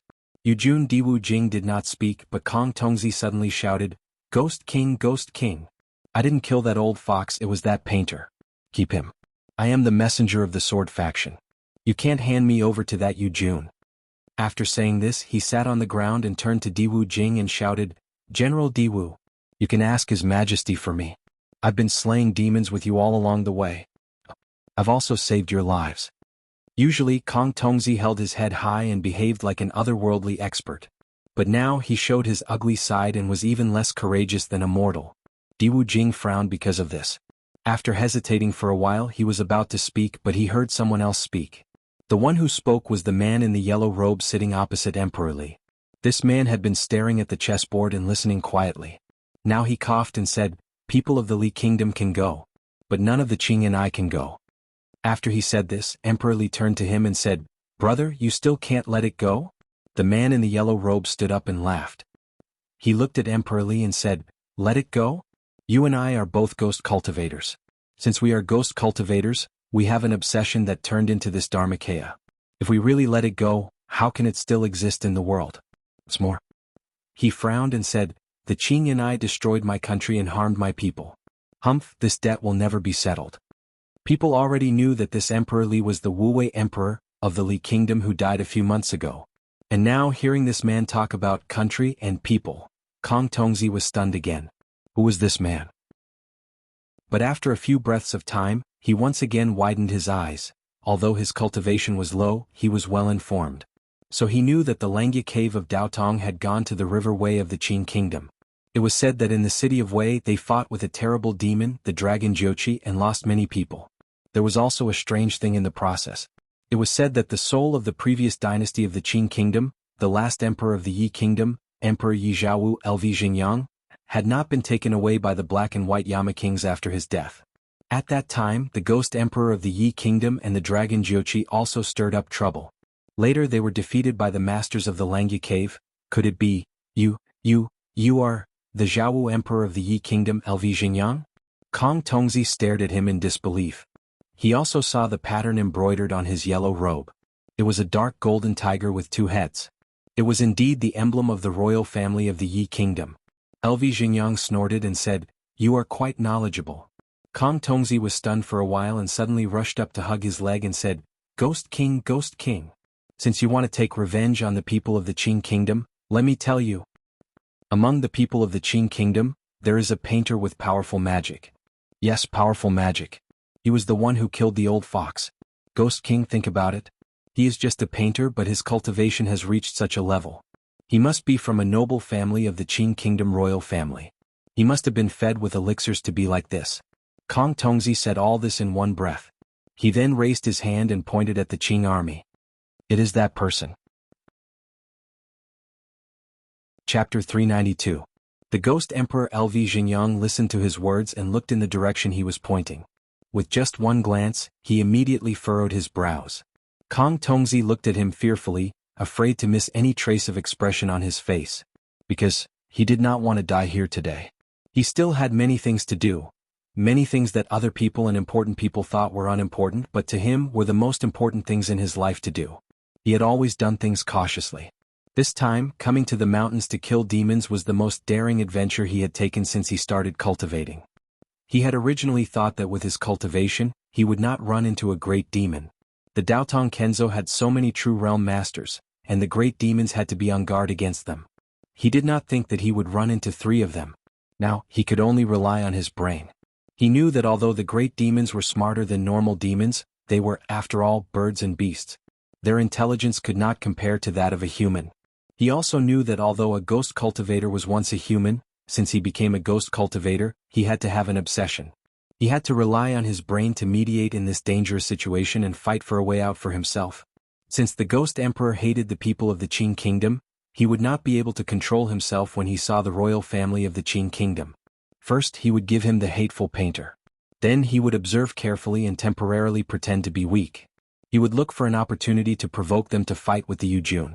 It was not impossible to leave the mountains alive. Thinking of this and seeing the expression on the ghost emperor Lv Xingyang's face, Kong Tongzi felt a little better. It was fine as long as he frowned. He gathered his courage and said, Ghost Emperor, look carefully. That child humiliated I in every way possible because he was a noble in the secular world. I was a cultivator and did not care about him. In the end, he went from bad to worse and tried to harm I when we met the General of Red Flame. This kind of behavior, whether it is a human, a ghost, or a demon, is despicable and vicious. As he said this, he saw Lv Xingyang staring at the painter with his brows furrowed even tighter. He felt more at ease. Thus, he stood up from the ground, gritted his teeth and turned to Emperor Li. Ghost King, I did not hesitate to risk my life to protect your people. Yet, he and the Qing soldiers are watching from the sidelines from the back, watching as we go to our deaths. Do you think you can tolerate such a thing? Before Emperor Yi spoke, Emperor Li stared at Diwu Jing and said, I hate those vicious people who secretly do bad things. Diwu Jing, is what the Taoist said true? Diwu Jing hesitated for a while, not knowing if he should tell the truth or defend Kong Tongzi. Kong Tongzi had fought side by side with them before, so they were comrades after all. If someone else had asked him, he wouldn't have hesitated to say, "What he said is true." But now it was Emperor Li who asked him. His reverence for the Ghost Emperor made him hesitant. At this moment a young man suddenly shouted, "Bulsh *T. When did we sit back and do nothing? When did we want to harm you?" The person who spoke was none other than the soft-skinned but hot-tempered Yen Air. The Qing soldiers saw the situation in front of them and heard these words. Even if they didn't know the inside story, they knew they were in a hopeless situation. Under these circumstances, as mortals, their lives were in the hands of demons. In other words, there was no way out. Since there was no way out, they wouldn't lose their courage like Kong Tongzi, who still had a glimmer of hope. Thus, when Yen Er heard these words, anger rose in his heart, and evil grew in his heart. He was the first to jump out onto the hill next to the path. He wore a soft leather armor and held a longbow in his hand. As he cursed, he took out 3 arrows from the quiver on his waist, knocked them and shot. "I'm going to die today anyway, so I'll send you on your way first, you shameless Taoist priest." As soon as he finished speaking, he used the method of shooting arrows in rapid succession. 3 arrows whooshed toward Kong Tongzi's face. The wind was strong, the sky was dark, and they were far away. But these 3 arrows were terrifyingly accurate. The first arrow was about to hit the bridge of his nose, but Kong Tongzi caught it with his hand. The second arrow hit the tail of the first arrow, but it didn't split it. Instead, it nailed it forward a little. Yen Er's arrows were specially made, and the tail was made of fine iron. Kong Tongzi was slightly stunned. He was a cultivator, and this was the first time he saw a mortal with such exquisite skills. Could be called magical. While he was still in a daze, the third arrow had already arrived. It had hit the tail of the second arrow and nailed the arrow he was holding onto a little further forward. It was only a little bit, but the arrowhead finally pierced through his skin. But Kong Tongzi was also a cultivator in the transcendent state, and his body was much stronger than a mortal's. The arrowhead left a small wound on his body and could not go any further. It only pierced out a drop of blood. However, this drop of blood had already shocked and enraged Kong Tongzi. A cultivator in the transcendent state was injured by a mortal. A wave of anger rose up in his chest. He exerted force in his palm, and the arrow shaft immediately shattered into pieces. Then he widened his eyes and shouted, "2 Ghost Kings, let I help you take care of this mortal who doesn't know what's good for him." A fight between a transcendent state sword cultivator and a mortal was like a fight between ants in the eyes of the big demons. Who would care? Emperor Li didn't even look at him and only said to Emperor Yi, "Brother, what are you thinking about? Is there anything special about that painter?" Emperor Yi Xingyang frowned again. That person seems familiar. The person he was talking about was sitting on a short horse and looking at Emperor Li. Emperor Li? Other than the World Two Sages, Shinryu and Golden Rock, he was the demon closest to the Taishang state. Li Yunxin really wanted to see something different about him, but he didn't know if it was because his cultivation was limited, or because Emperor Li's cultivation was too high, but he couldn't see anything different. Like Emperor Li, he didn't care about the fights between the mortals and low-level cultivators. But the others couldn't be as calm as him. Yen Er jumped up the hill and shot 3 arrows. Ding Min grabbed Li Yunxin's hand and didn't care about etiquette anymore. "Taoist, who is that person? Qing and I? What is he talking about?" This was the first time he disregarded etiquette and touched Li Yunxin's physical body, and he did it in a moment of desperation. But even so, he felt something was wrong. This Taoist Hunyuanzi's hand was so cold. It was an autumn night and it was naturally cold. When the armor touched his neck, it was so cold that he sucked in a breath. But this Taoist Hunyuanzi's hand was as cold as the armor. It was as if he didn't have any body temperature. He was the same temperature as the outside. Because of this, he was stunned and quickly let go of his hand. But Li Yunxin squinted his eyes and didn't care about his actions. It was as if what they were doing had nothing to do with him. Ding Min had seen this when they were saved by Old Fox for the first time. He also saw it when the Li army fought against General Hong Hua.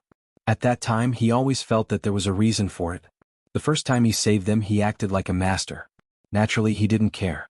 The second time he watched the Li army fight against the demons, he also said that he hated Kong Tongzi. But now, in front of such a powerful enemy, in such a desperate situation, he still acted like this.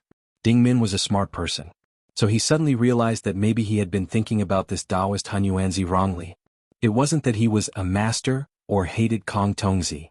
But he really didn't care. Everything he did didn't have a clear goal or desire like the secular people. He just did what he wanted to do and didn't do what he didn't want to do.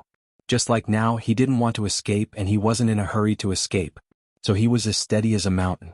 Ding Min froze for a moment, then looked at Li Yunxin one last time.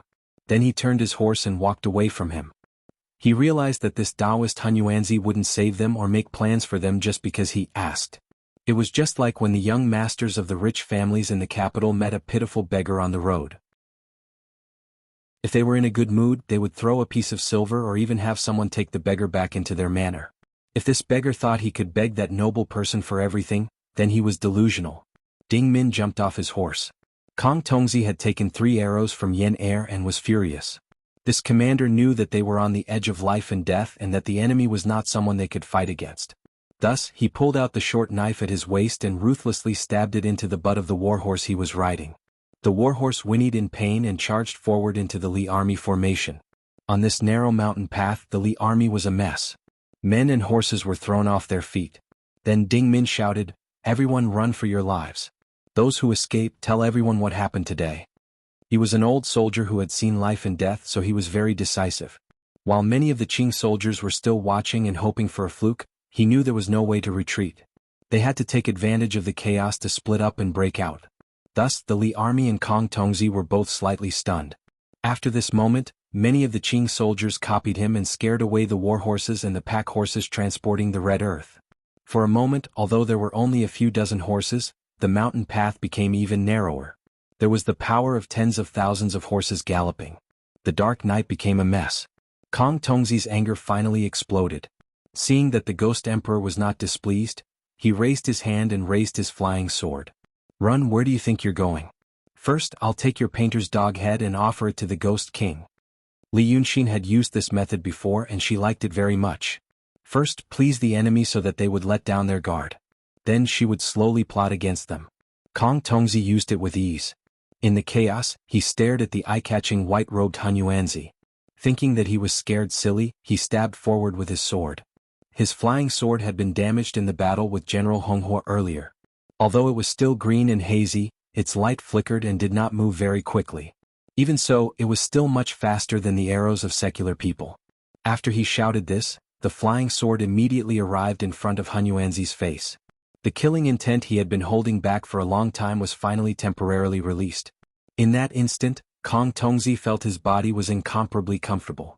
Even his blood began to heat up in the cold autumn night. Then, his blood froze again. Li Yunxin raised his hand and caught his flying sword, just like how he had caught Yen Er's arrow earlier. He used 2 fingers. Chapter 393. A flying sword of a swordsman in the transcendent realm had been refined for decades with his life. Cutting through metal and stone was like cutting through water and air. At this moment, it stopped in his fingers and could not move. The little sword buzzed and trembled for a while. It was Kong Tongzi's eyes widening in disbelief. After experiencing extreme shock, he made one last effort to pull back the flying sword. Li Yunxin raised his eyebrows. He raised his other hand and flicked the flying sword. With a clear clang, the trembling flying sword immediately stopped moving like a dead fish. The light on its surface quickly dimmed and it quickly became a heavy, dead object. A mouthful of blood sprayed out of Kong Tongzi's mouth. He once again fell limply to the ground. But this time it wasn't because of fear. Instead, it was because that casual strike just now had destroyed the spiritual energy on his flying sword. His cultivation was greatly damaged, and his physical body was also heavily injured. He couldn't even stand steadily. He stared straight at Li Yunxin and said in a raspy voice, What happened? What happened to you?" At this moment he finally realized that this Han Yuanzi was not a painter, but a person with a very high cultivation, at least far above his own. Earlier, he had encountered the 2 ghost emperors and felt fear in his heart. He only wanted to feign civility and beg for a way out. Now that he knew that Li Yunxin was not a painter with a low cultivation, he felt a different kind of emotion. He had always hated it when people talked about his appearance. When he saw Li Yunxin, he saw that he was pretty and thought that he was just a body. But he was just a mortal. His cultivation would be the same as heaven and earth. How could he compare to him? Now, his flying sword had been destroyed and his cultivation had been greatly damaged. Even continuing to cultivate might be an extravagant hope. Yet, he found that not only was this Han Yuanzi beautiful, but his cultivation was above his own. The heavens were so unfair. He then thought of how he had mocked and ridiculed this person along the way and how the Li and Qing armies had all seen it. Now, seeing this scene, didn't they all think of him as a laughingstock? That despicable person had probably been purposefully watching him make a fool of himself along the way. New hatred and old hatred welled up in his chest. His heart was filled with shame and indignation. He no longer cared about his life or his dignity. With one hand on the ground, he suddenly raised his other hand and pointed at Li Yunxin with a trembling finger. "You actually humiliated I along the way. You. The Qing soldiers, who had fled in all directions with their frightened horses, also saw this scene. They were all as stunned as Kong Tongzi. They only knew that Han Yuanzi was a master, but they had never thought he would be this powerful. With one strike, he had defeated the swordsman who they thought was powerful and powerful. Li Jun was also stunned. For a moment, more than 100 people were stunned on the mountain road. They only saw and heard Kong Tongzi continue, "You have now destroyed my cultivation, and let these useless things see what I am now. Have you finally resolved the hatred you have been holding all this way?" You. In the past he had acted like a piece of trash in front of the two ghost emperors, but most of it was done on purpose to show weakness. Thus, even though he looked fearful, he was still able to speak with assurance. Now that he knew that his cultivation had almost been destroyed and that the person who had harmed him was such a person, he almost couldn't speak. He gritted his teeth and glared at Li Yunxin. He knew that he would be humiliated in a moment.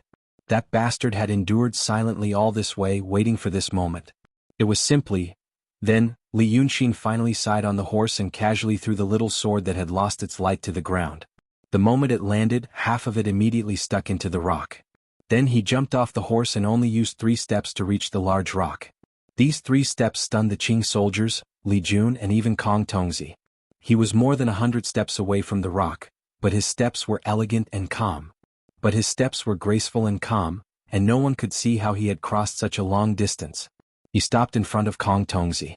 Kong Tongzi gritted his teeth and stared at him, waiting for him to lower his head and speak to him with either pride, arrogance, or pity. However, Li Yunxin took another step and swept past him. Does Brother Lu not remember that Li Yunxin in the city of Wei? Li Yunxin looked at Yi Emperor Lu Xingyang with a slight smile. We've been apart for a few months. I didn't know how you were. It wasn't until I saw you and knew that you were all right that my heart fell to the ground.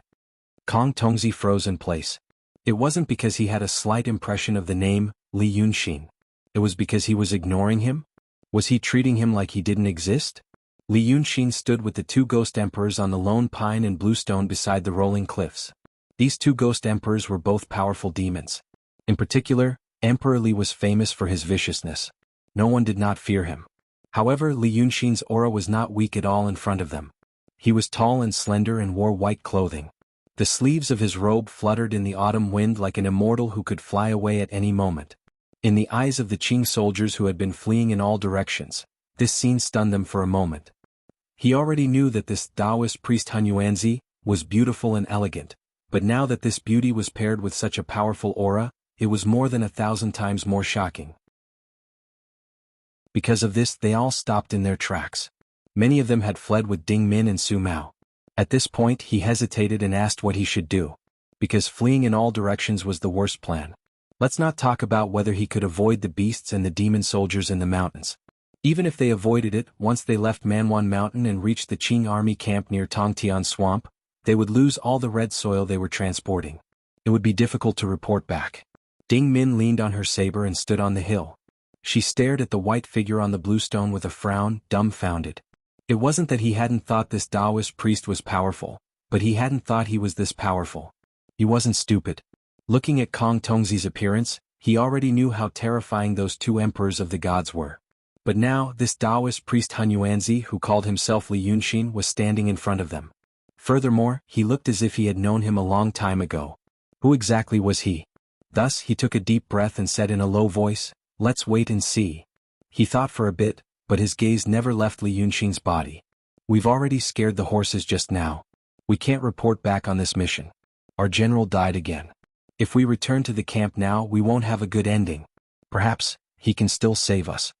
After he finished saying these words to the soldiers behind him, he heard the ghost king on the bluestone who called them Qing and I say, "Li Yunxin?" There was some confusion in his voice as if he wasn't sure. After a moment, his voice became certain. "Li Yunxin. I remember you." Emperor Yi Lv Xingyang was also a ghost king. But he was different from Emperor Li. He had been a ghost for a long time and had been muddle-headed for a long time. As a result, his mind was damaged. He couldn't remember many things clearly. He was like an especially forgetful old man. But now that he saw Li Yunxin again and heard his words, he finally remembered this person. It was this person who broke the seal of his ruined palace and allowed him to regain his mind. He had the fortune he had today. When he remembered this, he immediately burst into laughter, startling the huge beasts under the rock and causing them to growl in a low voice. When I first saw you, you were still a human, and now, you have also become a demon. Ha ha ha, we can be considered to be kindred spirits.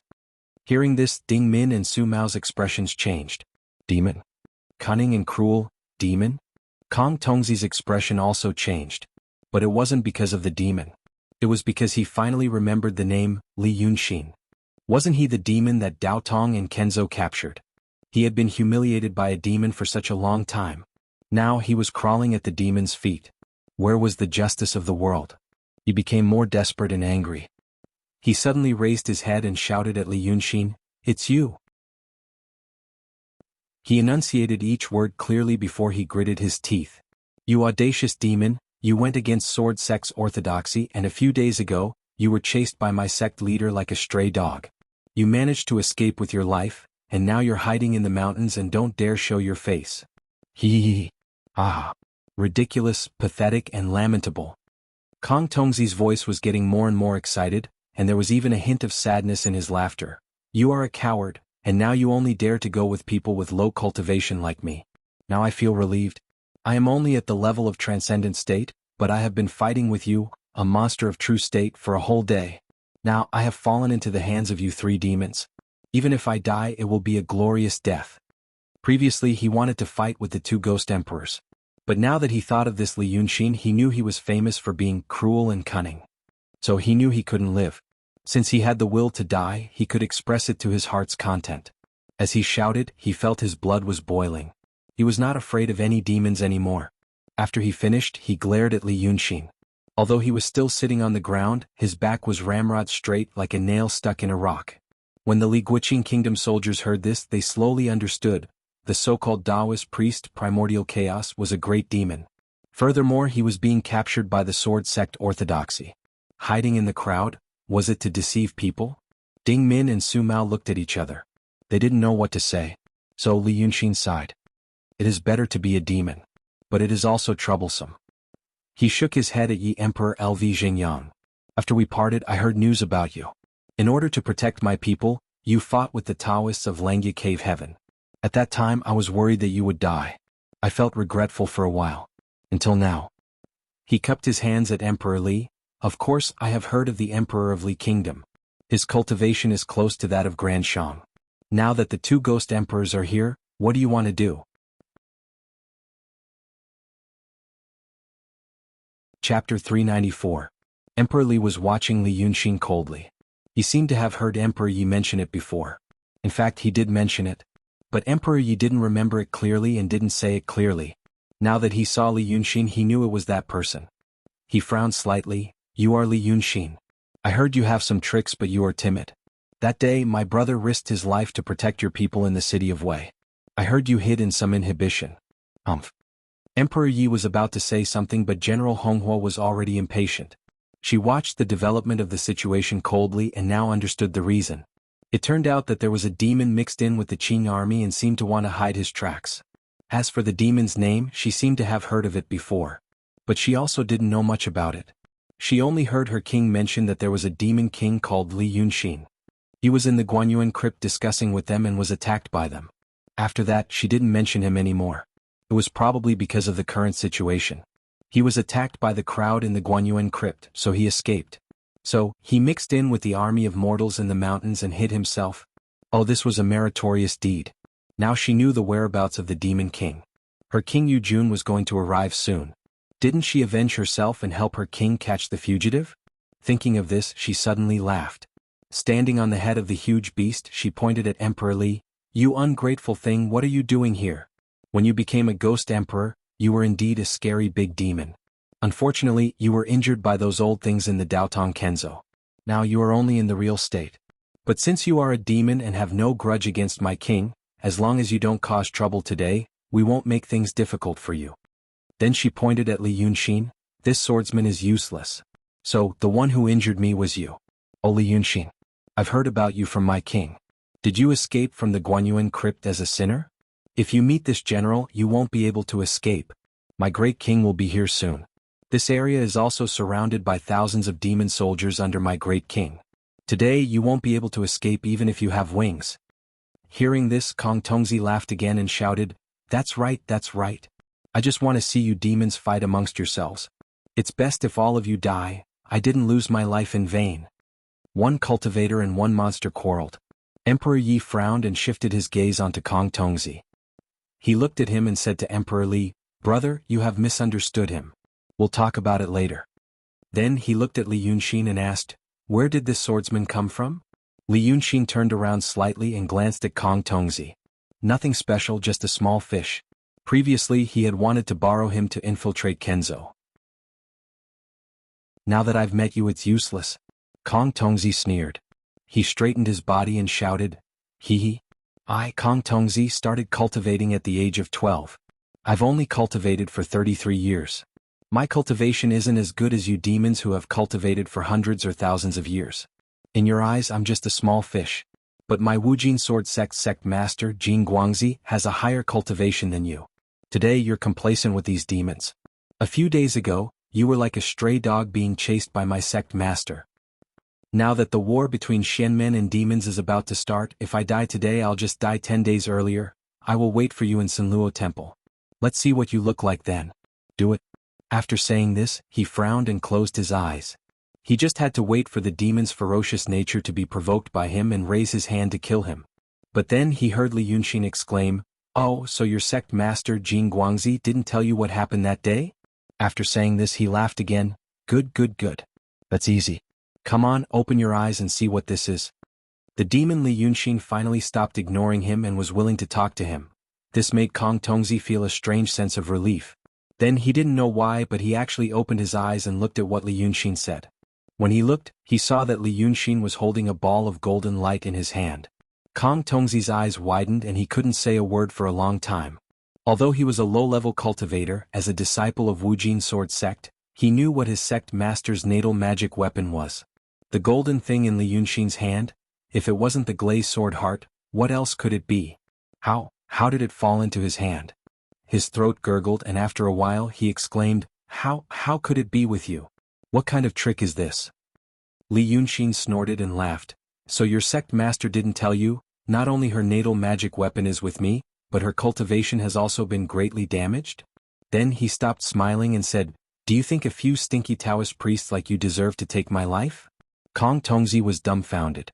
Emperor Li didn't like Li Yunxin at first. But after hearing what Li Yunxin said he laughed. I like this. What kind of people are those stinky Taoist priests? Li Yunxin smiled at him, but Kong Tongzi shouted again, It's fake. It must be fake. He shouted hoarsely as if what was taken away was not Kong Tongzi's treasure, but his own. You demons are cunning, you used this clumsy method. At this point, Li Yunxin flipped his hand and casually threw the glazed sword heart in front of Kong Tongzi. See for yourself. After he took out the treasure, the vast mountains nearby were illuminated by the light emitted by the golden magic weapon. Whether they knew or not, they all knew that this must be a very powerful and precious thing. When he said that this was the natal magic weapon of the head of Kenzo's Wuji sword sect, everyone knew that it was indeed a precious treasure. Then, when someone sighed, How dare he show such a precious thing to others? Is he not afraid of being coveted by others? But he suddenly threw this treasure in front of Kong Tongzi, as if he was throwing some peels of a peach. This dazzling golden glazed sword core landed on the boulder, emitting a crisp sound that stunned everyone. It spun in front of Kong Tongzi a few times before stopping. Then Kong Tongzi suddenly pounced on it, stretched out his hands and tightly hugged it, as if he was afraid that someone would snatch it. Then he stared at Li Yunxin with surprise and suspicion, and then dared to look down at the treasure. Perhaps the cultivators of Wuji sword sect had some unique method to identify this thing. Kong Tongzi only looked at it, touched it, and then suddenly raised his head, his lips trembling violently. Then he shouted, It's real. It's real. Then he was stunned for a moment and suddenly danced with joy. Ah, ha! The glazed sword heart is in my hands. It's in my hands. As he shouted, he hugged the thing tightly. He crawled 2 steps to Li Yunxin and grabbed his leg. He raised his head and looked at Li Yunxin with a burning gaze. This demon king. I'm also willing to be a demon. Since you gave this to me, then you definitely want to use me, right? I will be loyal and devoted to you. I will go through fire and water, through mountains of blades and seas of fire. Please bestow this glazed sword heart to me. I am willing to do anything. But Li Yunxin kicked him away. Emperor Li saw this and sized up Li Yunxin. He suddenly said to Emperor Yi Xingyang, "This kid is an interesting person. I think I like him a little." To be able to casually throw away the glazed sword heart, there isn't a second person in the world, right? Li Yunxin smiled. This thing is useless to me. Since it is useless, then it is dead. As he said that, he turned his head and looked at Kong Tongzi. Since you like it, then take it. Tell your sect leader that I am giving it to her. Then ask her if you want it or not. Let's see if she is willing to give it to you. Kong Tongzi didn't know what he meant and could only stare at him. At this moment, the demons in the forest all lowered their bodies. Even the dozens of fierce beasts that were blocking the way lowered their heads to the ground. Suddenly, a chilly wind blew in the forest, sending sand and stones flying. General Hong Hua shouted, "My king, you are finally here." Her voice was different from before. There was a hint of coquettishness hidden in it. Then, the demon soldiers hiding in the forest suddenly shouted in unison. Their voices spread throughout the mountains, causing the ground to tremble slightly. "Welcome Marshal Tongtan, Flying Tiger King Yu Jun." Amidst the deafening shouts, a gust of black wind swept past the treetops from the northwest and swept towards the edge of the cliff. Yu Jun seemed to be purposely showing off his power. He only paced around in the forest but didn't show himself. In the deep night, he only shouted in a low voice, like rolling thunder, "You two ghost kings have been hiding in the mountains for many days, but you refuse to listen to the Lord Tongtan, and you are rude to me. Today I have gathered a great army to capture you all. Emperor Li. A few days ago you angered the Lord Tongtian in Tongtian swampland, and even hurt him.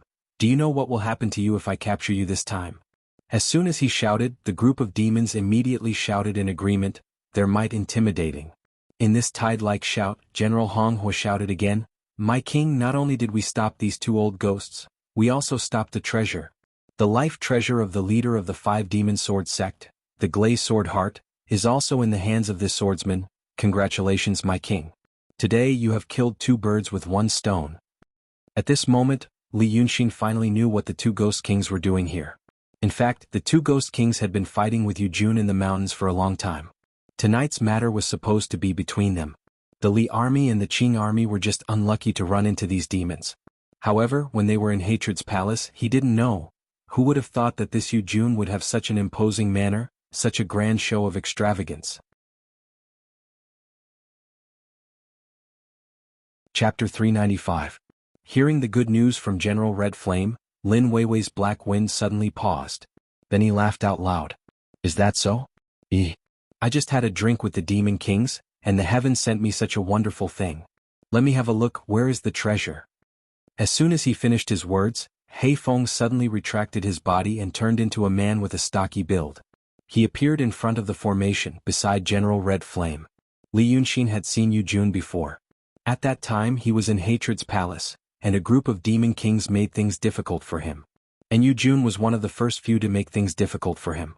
After that, he used the aura in the palace to kill a great demon emperor at the peak of the true state. These demon kings were shocked and didn't dare to say anything more. At that time he saw Yu Jun only wearing close-fitting light armor. But now Yu Jun was wearing a full set of armor. Perhaps it was because all the demon soldiers under her had come out at the same time, which made her look extremely majestic. She was wearing a thick and heavy armor made of black iron fish scales. Her skirt covered her knees and was about 2 to 3 fingers thick. He wore a black iron crown on his head, but there were no feathers on the crown. Instead, there were 2 human skulls embedded in the crown. He wore a pair of tiger head boots made of python skin, and the eyes of the tiger head were made of fiery red gems. They were still shining in the dark night. He held a large golden saber in his hand. Yu Jun was a demon and he was much taller than ordinary people. He was more than 10 feet tall and was as tall as 2 to 3 people. Therefore the saber's blade was also very large and it looked like a door. When people saw these fierce beasts blocking the way, they only felt that these fierce beasts were very majestic. But now Yu Jun landed on the fierce beast and treated it as his mount.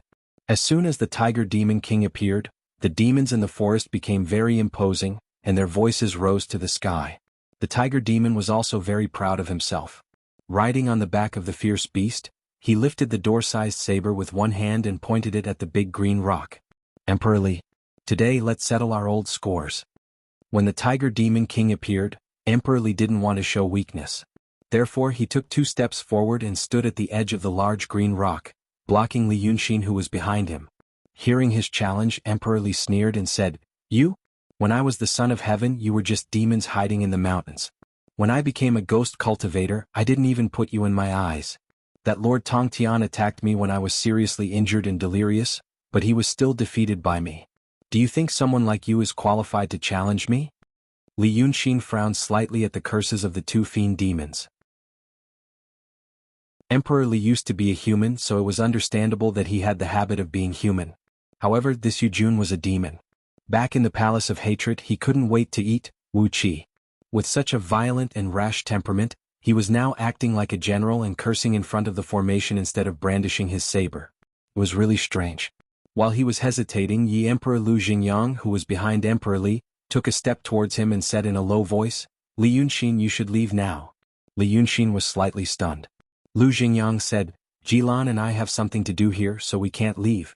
But I was seriously injured in Weidu and haven't recovered yet. Jilan is also seriously injured.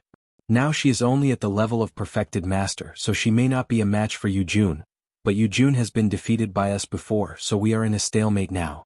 Maybe he is waiting for help. If you don't leave now, when his help comes, you won't be able to leave either." Ji was the surname of the royal family of Li Kingdom. Therefore Li Yunxin knew that this Jilan referred to Emperor Li. It seemed that the 2 ghost emperors seemed to have some plans in this mountain, so they lingered here and there. Before this he had fought with the tiger demon a few times, so they were evenly matched. Li Yunxin wasn't a warm-hearted person. He was only willing to share his feelings with people he liked. As for Yi Emperor Lv Xingyang, he could barely be considered as someone he looked up to. Before the city of Wei was burned down by the Taoists of Lengya Cave Heaven, Yi Emperor risked his life to send his subordinates out of the city because of his promise to him. He hadn't returned this favor yet. This kind of thing was just friendship for ordinary people, but for cultivators, it was friendship and karmic debt. Therefore Li Yunxin sighed slightly in his heart. Since he was involved in this, it was time to return the favor.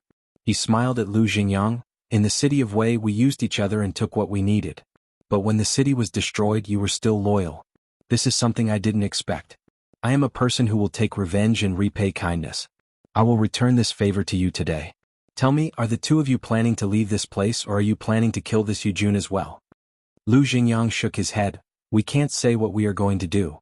Now, you don't have to put yourself in a difficult position. We will always have a way."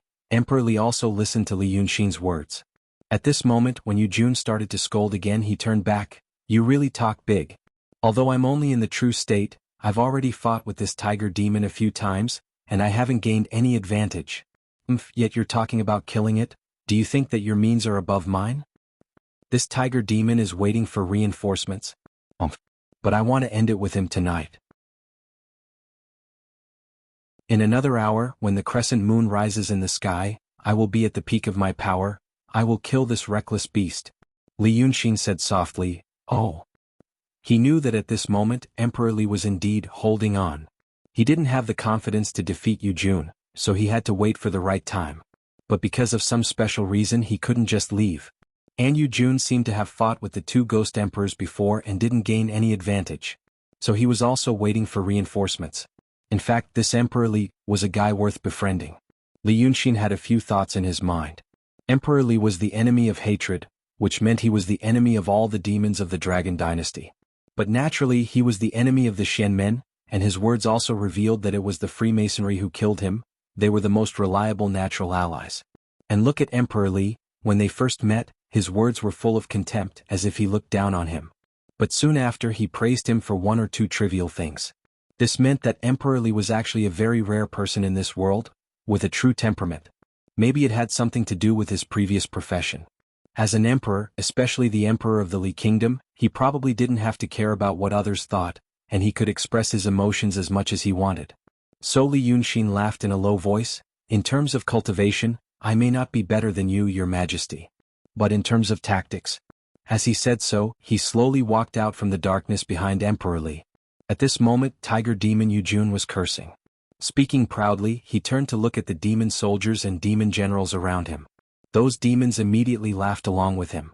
Yu Jun also laughed proudly. As soon as he turned back, he saw Li Yunxin, who appeared next to Emperor Li. As a result, his laughter was stuck in his throat. His mouth was wide open and he did not have the time to close it. He looked extremely strange. When the fiery red general saw Li Yunxin, she stretched out her hand and put her arm around Li Yunxin's waist, which was as thick as a water bucket, and said in a sweet voice, "My lord, there is also this man. Isn't he the demon that my lord mentioned a few days ago?" But he didn't hear his king say anything.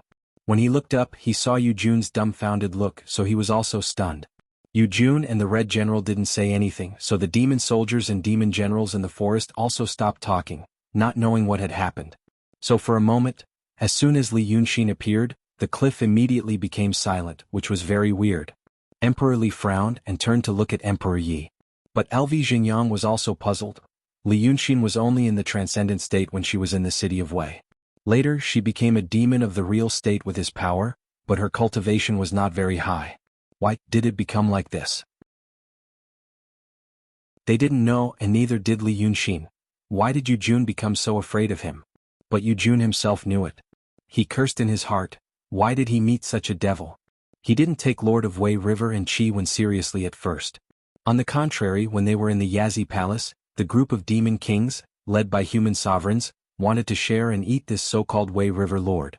Even if they didn't eat him, they wanted to scare him so that the dragon son, who had a low cultivation base, would know that they, the demon kings of the mountains, were not easy to deal with.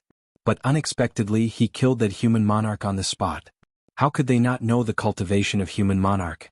Sometimes he didn't even give face to Lord Tong Tian, and he even had the intention of making himself king. Yu Jun had fought with human monarch before, not to mention killing him in an instant. It was very difficult for him to not get severely injured. Hence, that day in the hall, all the monster kings were trembling in fear after the death of the king. They all knew this point. This Lord of Wei River killed human monarch with one strike. How brilliant was he? 2 days ago they got to know another thing. Lord Tongtian's hatred was furious, and he suddenly gave the order to hunt.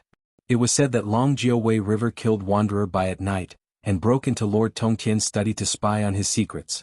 Which of the usually unruly monster kings had the guts to do this? He killed Long Daqing Master's people and broke into Lord Tongtian's study. Even if Yu Jun was a guy with guts as thick as a water bucket, he felt a chill down his spine when he thought of this. Lord of Wei River looked like a human. He wasn't muscular and he talked like a scholar. But he did such a crazy thing. Because of these things, Yu Jun was afraid of him. Yesterday, Lord Tong Tian ordered all the monster kings to capture Li Yunxin in his rage. Yu Jun got this order and immediately sent people to find trouble with Emperor Li and Emperor Yi.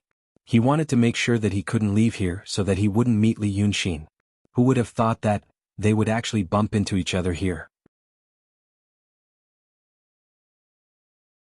Chapter 396. Yu Jun was stunned for a few breaths of time. Until General Honghua squeezed his arm and asked in a low voice, "What happened to my lord?" The tiger demon blinked his eyes and shook off the demon general beside him. It's actually Wei River Lord. When he came he was aggressive and insufferably arrogant. When he spoke he was full of ambition and fearless.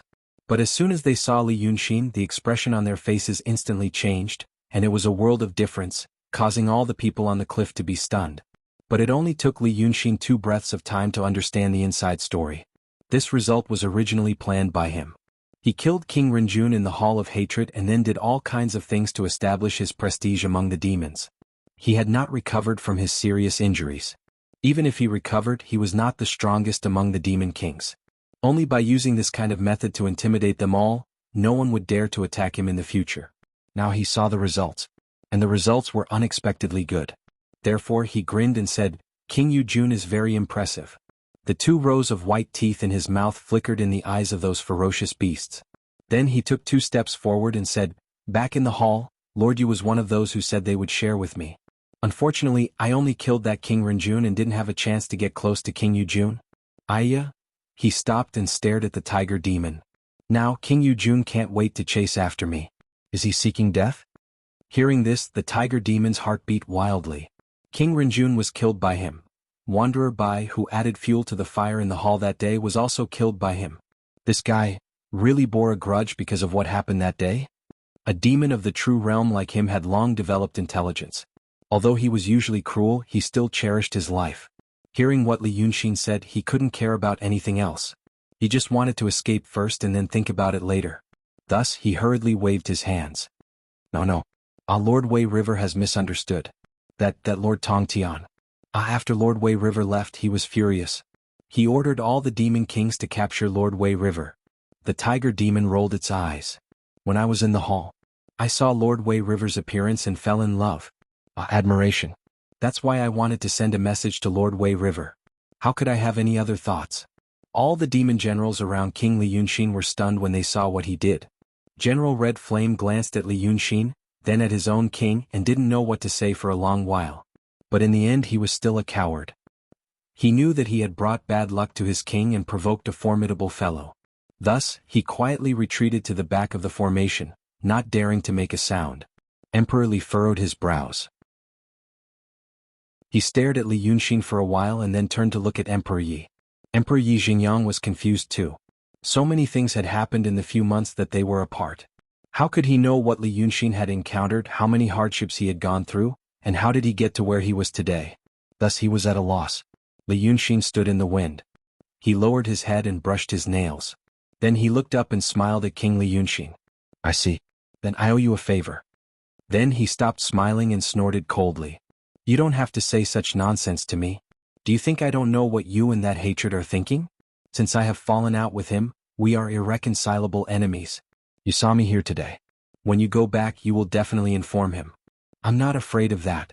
I'm going to find someone to tell him that I don't want to be with him anymore. King Li Yunxin didn't know that Li Yunxin had discussed with Hatred and Zither Lady about the plot against Shenmen.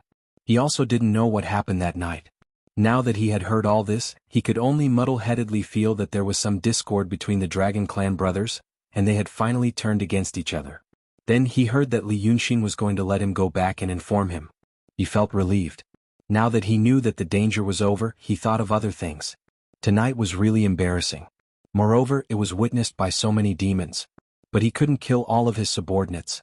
Humph. I can only wait until I escape and gather people to capture this Li Yunxin and skin her alive. Only then can I save some face. Once he thought of this, a ferocious glint appeared in his eyes. He even regained some of his courage. Thus he coughed. Of course. Wei River Lord is magnanimous and doesn't mind the past. I'm really grateful. But where is Wei River Lord going from now on?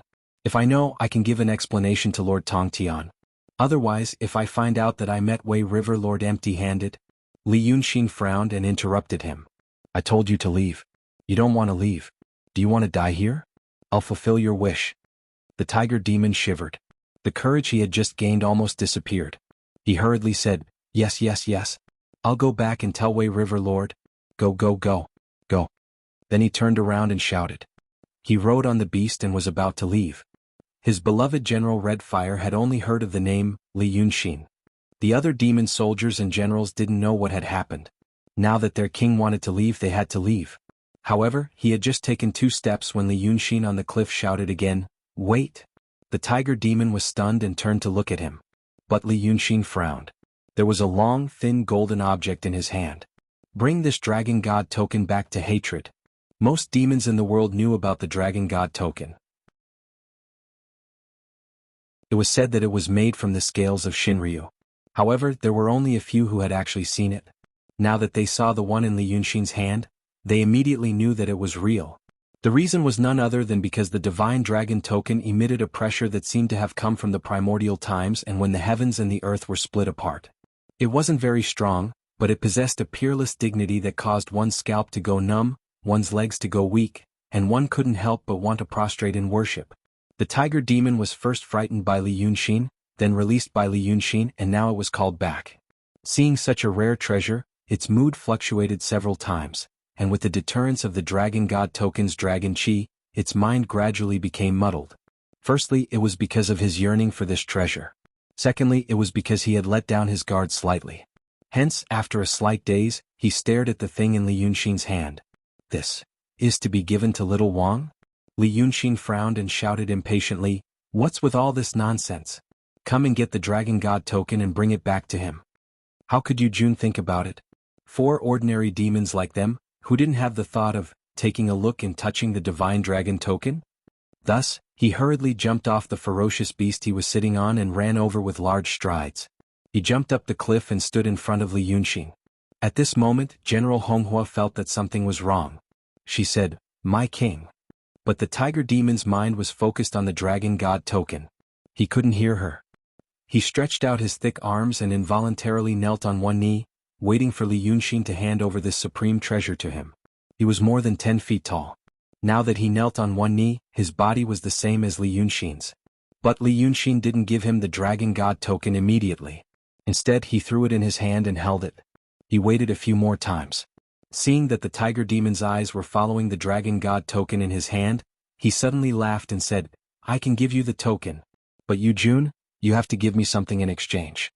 Because of Li Yunxin's manipulation of people's hearts, because of the flickering light of the night, because of the fear of lingering on the edge of life and death, because of the devil planted in his heart, because of the fear of the demon race's treasure. At this moment, Yu Jun had completely lost his mind. He could only speak in a daze, as Lord Wei River commands, "Your head is so hairy and cute." Li Yunxin laughed, "Why don't you let me play with it?" After that he waved his right hand. The body of a true state demon was strong. But this dragon god token, which looked like a small sword, was given to him by Shinryu and Dongting that night. The scales of Shinryu were tough and sharp. How could a strong body be able to resist it? Puchi. The head of the true state demon Yu Jun flew up into the sky, and so did his blood. Li Yunxin reached out his hand and grabbed the tiger demon's head. In just a breath's time, the huge human head revealed its true form, turning into a furry tiger head. Then he uttered a spell, and a ball of green light appeared in his left hand. He waved it again.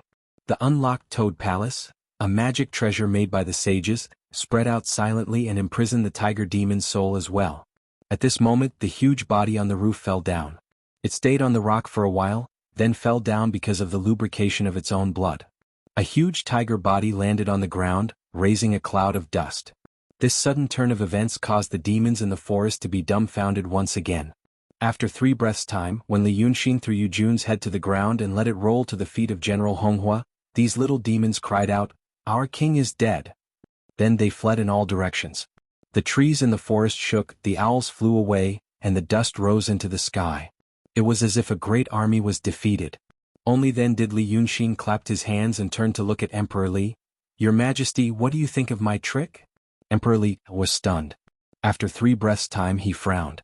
Then he frowned. After a moment of silence, his brows relaxed and he laughed out loud, "Good. Good. Good.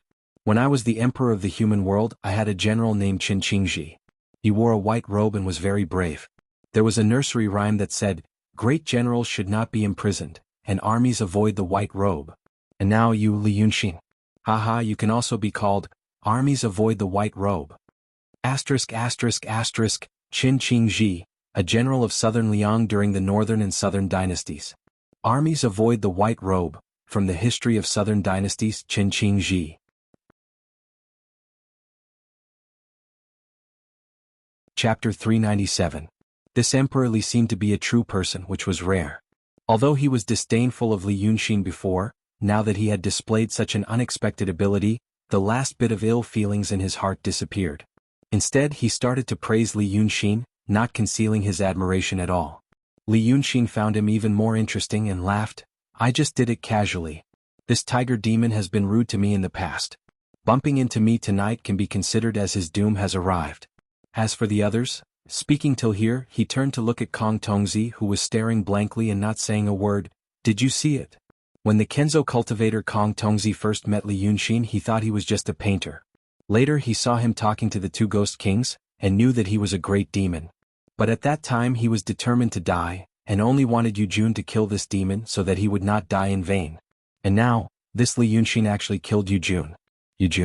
In his heart, he was already a super great demon with great cultivation, and absolutely not to be looked up to. However, the moment he saw Li Yunxin he was terrified. In the end, he didn't even put up a fight before his head was chopped off. That was a great demon of the true state. The 2 ghost kings had high cultivation, and could still hide the shock in their hearts and only laughed. But this Kong Tongzi, how could he hide it? Now that he heard Li Yunxin talking to him, he immediately shivered, and his whole upper body bounced up from the ground and could only say, ah, ah. But he could not even say a complete sentence. Li Yunxin snorted, "It's good that you saw it. Go back and see those people from the Daotong Kenzo, and tell them what happened today truthfully. If you dare to lie, I will make you die without a whole corpse." At this moment, all the pride and anger of this sword cultivator was gone. In front of such a powerful and terrifying existence, whether it was pride or anger, it was just useless and unnecessary emotions. He no longer had the thought of taking this glazed sword heart and becoming a demon, seeing the powerful tiger monster Yujun being beheaded in front of him.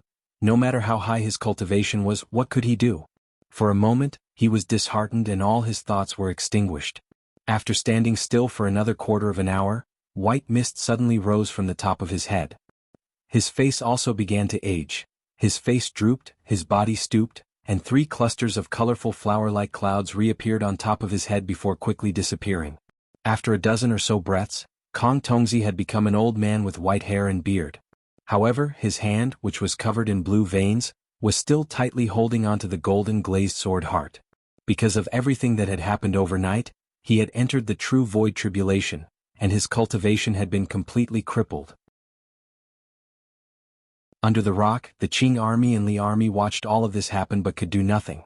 They could not escape or resist. They could only watch in the cold autumn night and wait for the heavens to decide. At this moment, although the demons had retreated in a panic, they saw the terrifying changes that had happened to the sword cultivator Kong Tongzi.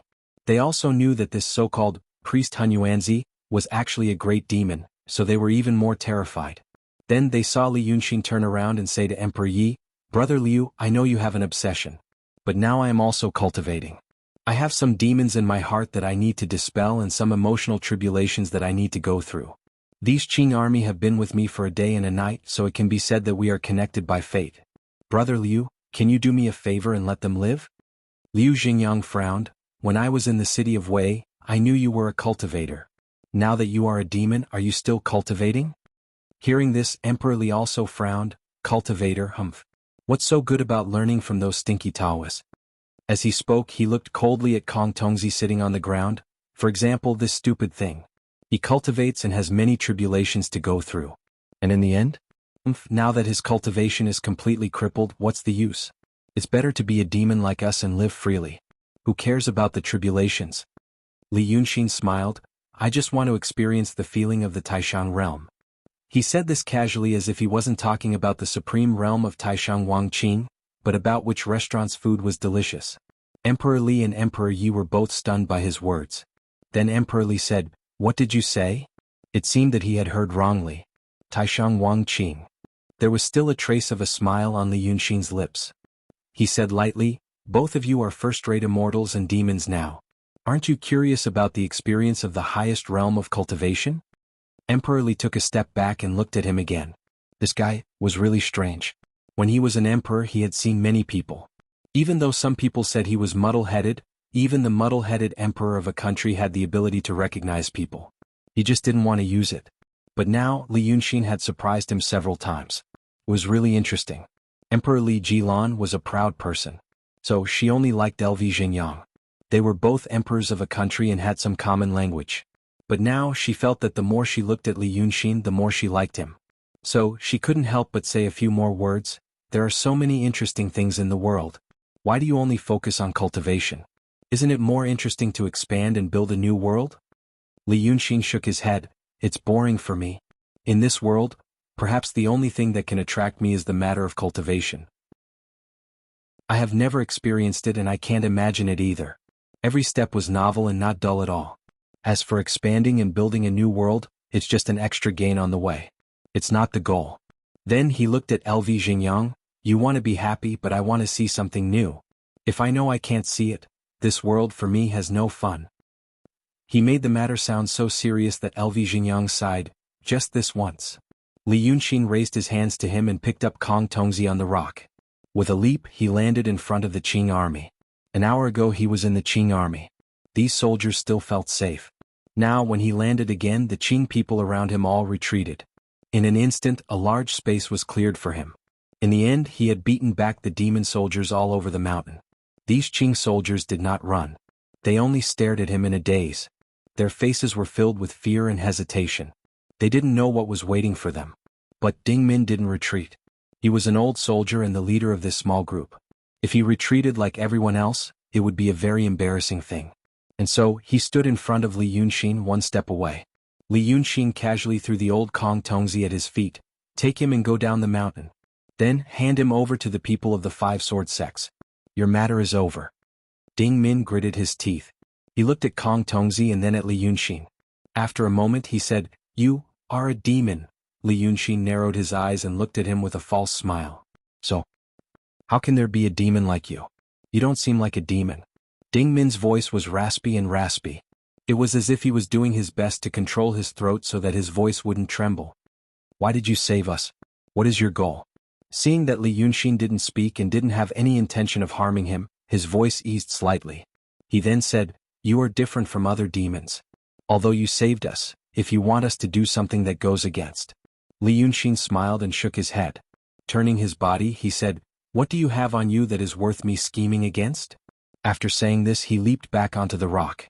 After a moment, these Qing soldiers looked at each other. Naturally, there was nothing on them that was worth this great demon scheming against, right? But why did he save them? But they still heard Li Yunxin's order, including Li Yunxin's army. Diwu Jing, who was kneeling under the rock, turned his head to look at the Qing soldiers and then at Kong Tongzi. Only then did he stand up and saluted Emperor Li. Your Majesty. Emperor Li turned to look at him. Diwu Jing said, Your Majesty, I am not willing to go. I am willing to stay by your Majesty's side and kill our way into the capital to get rid of the evil and the fake emperor. Emperor Li smiled. You are loyal. But if you stay by my side, what about these people? Are you also willing to stay by my side? The Ghost Emperor asked. But only a few people said, I am also willing. But more people didn't say anything. They just lowered their bodies even more. Those who left the army were just ordinary people. They had wives and daughters and they had families. Most of them risked their lives not for the Li Kingdom or the emperor, but for their wives and children, and to get promoted and get rich. This situation was already in Diwu Jing's mind. He continued, Your Majesty, these brothers also have wives and children. They are not like this general who is all alone. I think. At this point, Emperor Li suddenly burst into laughter. His voice was so loud that the ground trembled slightly. I am all alone. Good. Am I not alone now? Then he turned to Emperor Yi. Brother, your general of the Jinwu Guards, Diwu Boyu, has the same surname as my loyal general Diwu Jing. It seems that we are fated. Fifth Jing was slightly stunned. After a moment he said, Fifth Earl Yu? Your Majesty, the ancestors of this general's branch were originally from the Yi country. One of our ancestors was the general of the Golden Guards of the Yi country, Fifth Earl Yu. Emperor Li laughed even more. He waved his big sleeve and suddenly a gust of black air swept through the air. It was like a shadow shrouding the heads of every soldier of the Li Kingdom. Since there is such a connection, I will grant you your wish. I will make you the general of cavalry of the Ghost Kingdom of the Nether Kingdom. Since you are a general, how can you not have soldiers under your command? If you like them, they will be with you. As soon as he said this, Diwu Jing exclaimed, Your Majesty, no, but his voice stopped abruptly. After the black air swept through, nearly 100 soldiers of the Li Kingdom fell to the ground. After a moment, more than 90 souls with blurred faces stood up from the corpses. Emperor Li killed all these people in one breath.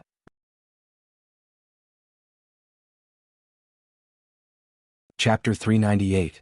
Seeing all of this, the Qing army was so shocked that they couldn't speak. Li Yunxin also saw all of this but only shook his head slightly. After all, the emperor of the Li Kingdom had a reputation for being stupid and cruel when he was alive. After death he became a ghost. How could he suddenly become a good person? Humans were good and ghosts were good. Just a moment ago, Emperor Li had said that he wouldn't let anyone touch his people. Now he had killed them all. Maybe in his heart he still felt that he had promised them immortality. But this was what a ghost emperor should be like. Although these Li soldiers were dead, their souls were not conscious for a while. It would take some time before they could be used by the ghost emperor. But this use was nothing more than being used as a group of cannon fodder. They could not become ghost cultivators like the two ghost emperors. For a soul to become a ghost cultivator, it required a lot of luck. Ordinary people might not even have one soul in 100,000. Yet Emperor Li wanted to use Diwu Jing. Did he have a way to turn a normal person like Diwu Jing into a clear-minded ghost cultivator? But Li Yunxin's question could not be answered. Emperor Li waved his sleeves again, and these souls were all taken into his sleeves. This was strange. Emperor Li, a mortal who had become a ghost cultivator only a few months ago, could use magical powers. In the blink of an eye he had done all of this. The Qing soldiers who were still alive did not dare to stay. Earlier Li Yunxin had asked Yi Di for a favor. Now he didn't need to say anything. Taking advantage of the night, he retreated into the forest. It seemed that he wanted to find another way down the mountain. Emperor Li did not stop them. Instead he turned around and looked at Li Yunxin. I don't care what you like or what you want, but I think you are a congenial person. I also heard from my brother that you are not happy with any demons or xianmen. Since it is so, do you want to do something spectacular with me? Cultivation, there must be a way to cultivate. Those stupid Taoist priests who only sit on the cloud mountain and cultivate, they won't be able to cultivate anything good. Li Yunxin smiled. What is your majesty planning to do? Emperor Li suddenly looked into the distance and said, we shouldn't stay here any longer. Follow me. After saying this, the man in the robe suddenly shook, and his figure turned from solid to intangible, turning into a black cloud, and went far away into the dense forest of the rolling mountain. Once Emperor Li left, Emperor Yi followed. Li Yunxin stood alone on the big green rock. He first looked at the distant and sparse lights in the vast plain at the foot of the mountain, and then looked at the heavy rolling mountains. After thinking for a while, he also transformed into a gust of evil wind and followed. After entering the forest for more than 30 miles, he did not know where exactly he was. He followed the aura left behind by the two emperors and saw an open space in the forest. The open land looked familiar. It was like the woodland where he first met Mrs. Sanhua. It was surrounded by towering trees, but there were only weeds growing in the forest. A dilapidated temple was half hidden in the weeds. It was obvious that it had been buried for many years. The two ghost emperors seemed to be in this temple. Li Yunxin hesitated for a while and then followed them in. However, as soon as he passed through the rotten door frame of the temple, the world in front of him suddenly changed. The walls of the temple suddenly became extremely tall and rose up to the sky. It was as if he had stepped into the gate of the heavenly palace. He instantly came to a vast and deep hall. Li Yunxin hurriedly looked out and saw weeds as tall as trees. It turned out that the temple did not become bigger, but his body became smaller. In this dilapidated temple, there was actually another world. He didn't know if it was because of some magic treasure or method, but a vast space was opened up inside. But this space was vast, but it was not deserted. Li Yunxin saw thousands, tens of thousands of souls. He had seen more souls in the city of Wei. There were more than 1 million souls. But at that time he was high up in the sky, among the clouds. And the millions of souls were scattered all over the mountain, so it was not big. But now, the vast land in front of him was almost filled with dead souls. It was like a blue ocean with no end in sight. In this ocean of souls, Emperor Li and Emperor Yi stood on a towering cliff. In fact, the cliff was half a protruding brick.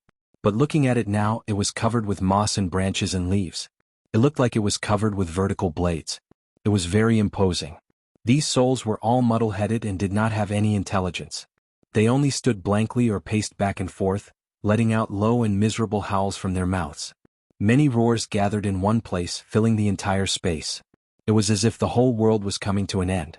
Even though Li Yunxin was knowledgeable and strong-willed, he felt his scalp tingle when he saw this scene. He had never been to the Sanluo Hall and didn't know what the ghost realm looked like. But the scene in front of him was probably not much worse than the ghost realm. Emperor Li stood on the cliff and waved his sleeves. The souls of the Li army he killed were released and gathered among the ghosts in the hall. Then he turned to look at Li Yunxin. His face was full of vigor. He raised his hands high and said, "You asked me what big thing I am going to do. This is my big thing." Along with his movement, the ghosts also roared with unknown meaning. The sound waves came to Yi Futian. But these muddle-headed souls didn't seem to know what Emperor Li was talking about. At most, they acted according to their instincts. Li Yunxin pondered for a moment and came up with a plan. A vague idea appeared in his mind. He felt that he seemed to know what the Ghost Emperor was going to do. Emperor Yi also wanted to do this in the past, to build a ghost kingdom in the human world. "You want to build a ghost kingdom?" Li Yunxin asked. But Emperor Li laughed. "Ghost kingdom? Humph." He laughed and his face turned cold. His eyes were full of arrogance. "When I was the emperor of the human world, the territory I ruled was extremely vast. I didn't care about a city, a land, or a country. A ghost kingdom is just a kingdom after all. What I want to build is the netherworld. Li Yunxin heard his answer but didn't laugh. Instead, he was silent for a while and frowned. So, you look down on a city, a land, or a country. Now you want a world. But why do you want to do this? Emperor Li looked at his reaction and sighed. He turned to Emperor Yi and said, "This person is really a wonderful person." Then he turned to look at Li Yunxin. "Don't you know? You're also a wonderful person. Haven't you thought about it? This world, between the heaven and the earth, what are they? I used to respect the heaven and the earth. I also respected the celestial beings. I thought that the celestial being Shenmen shepherded the people and that there was justice in the world. Although this justice can't reach me, I always know that there is justice." Emperor Li sneered and waved his sleeves as if he wanted to wipe away all the words he said just now. "But when I die, I will know. I became a ghost king. First, I killed those stinky Taoists who came to capture me. So I know those Daotong and Kenzo. It's not a big deal. Then I went to Tongtian Swamp and met the fire scale worm. After a fierce fight with him, I also know that demons are not a big deal. When I gradually regained my senses, I knew that it was the enemy and the Freemasonry. Then I investigated.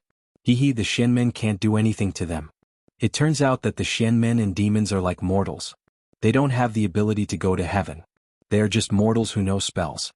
As for the celestial beings, when I was a human, I only felt that those demons and gods were hiding in another world. But after I became a demon, I knew that there was no such thing as another world. Those celestial beings are just SOSO. If that's the case, the Shenmen that I respected before couldn't do justice for me, and the celestial beings were nowhere to be found. Then didn't I die in vain? If the Freemasonry takes over the world in the future, who can I find to settle my grievances?" Emperor Li frowned. "When I was the emperor, I was the justice for the people of the Li kingdom. But when I became a ghost, who is the justice for me? No one. It turns out that there is no justice in this world. Since that's the case, why don't you let me establish justice?" Emperor Li said this crazily, and Li Yunxin sighed in his heart. So that's how it is? When Emperor Li died, it was just when Black Bai Yanjun disappeared from the world of the living. So his soul was not taken away, and he saw the dead souls all over the ground and couldn't escape. So he realized that the world after death, which he was so secretive about as a human, was just a small world. It was just that he changed his form and continued to live in this world. There was no mystery at all. Since there was no mystery, the feeling of awe was also gone. He was an emperor, and he had natural ambition, pride and self-esteem. When the celestial beings and the Yama kings were all hiding from the world for some reason, he wanted to do something for himself. Li Yunxin understood his feelings. When Bai Yanjun gave him the Book of Life and Death and the soul-binding lock, didn't he already know it? This world was a world of wolves and wolves. The celestial beings and the Yama kings couldn't do justice for people, and there was no karma for good and evil. The wicked who enjoyed all the glory and wealth might be more honorable in the next life, while the righteous who died with injustice might not get any good karma in the next life, and they might continue to be miserable. But he was born to be idle and didn't like to make trouble. Now Emperor Li also saw all this clearly, but as an emperor in the past, he liked to make trouble. Li Yunxin thought about this and smiled. "So, what kind of nether world does your majesty want?" Emperor Li stood with his hands behind his back. This nether world is going to be amazing. I want that person to come to my nether world after he dies. I will interrogate him myself. I will ask him how many evil things he has done in the world and how many good things he has done. If he has done evil, I will imprison him and torture him with torture. As for the good things..." Emperor Li thought for a while and suddenly rolled his eyes. "Why do you think so much now? There will always be a way out." Now that the demon was killing the mortal soldiers in the mountains, there were many dead souls wandering around this place. The reason why I don't leave here is to collect those souls. Li Yunxin shook his head slightly. Since Emperor Li had become a ghost, he naturally had great ambitions. Unfortunately, although he had ambition and action, his mind was damaged after being a ghost, so he couldn't be comprehensive. He didn't know what would happen to Emperor Li's netherworld in the future, but now he knew there was an insurmountable obstacle. No matter how high his personal ability was, he was at most the Grand Supreme. But Black Bai Yanjun should be on another level completely different from the Grand Supreme. Li Yunxin had never seen Bai Yanjun show any other means. However, just the ability to create countless incarnations to lead the souls of the dead everywhere was already far beyond the scope of any cultivation method that he knew of. What's more, it was said that this method was passed down by the celestial beings. And the celestial being named Shinmu could also create the method of painting Tao after descending to the mortal world. It could be seen that the celestial being's magic was just a toy to the celestial beings. And in the folklore, Black Baiyanjun was also a celestial being in the past. Now, for some reason, the two monarchs didn't appear in the world of the living, so Emperor Li could have fun. If the Yama King reappeared, just as he was thinking of this, he heard Emperor Li shout, "I told you these things and brought you to our nether world, Li Yunxin, do you want to do this unprecedented thing with me?" Li Yunxin thought for a moment and cupped his hands. "I came with your majesty because of my friendship with brother Xingyang, and also because I was curious about what you two are doing here. Now that I have seen it clearly, it's time to leave." He said this and Emperor Li was about to get angry. But Li Yunxin said again, "Don't be impatient. Your Majesty said that there is no justice in this world and I deeply agree with this. This is a world of wolves. But your Majesty has ambitions, and I just want to be a free and happy wanderer. However, it's not that I can't help your Majesty. It's just that I have done something for your Majesty, and I really hope that when I am in danger in the future, you two can lend a hand and help me." Emperor Li raised his eyebrows and looked at Li Yunxin for a while, and suddenly laughed again. "Oh, you want to be my friend, not my subordinate. You have some tricks. But what can you do for me?" Li Yunxin also laughed. "Your Majesty, since you like ghosts and hate the Xianmen and demons, why don't I kill most of them in a few days? What do you think, your Majesty?"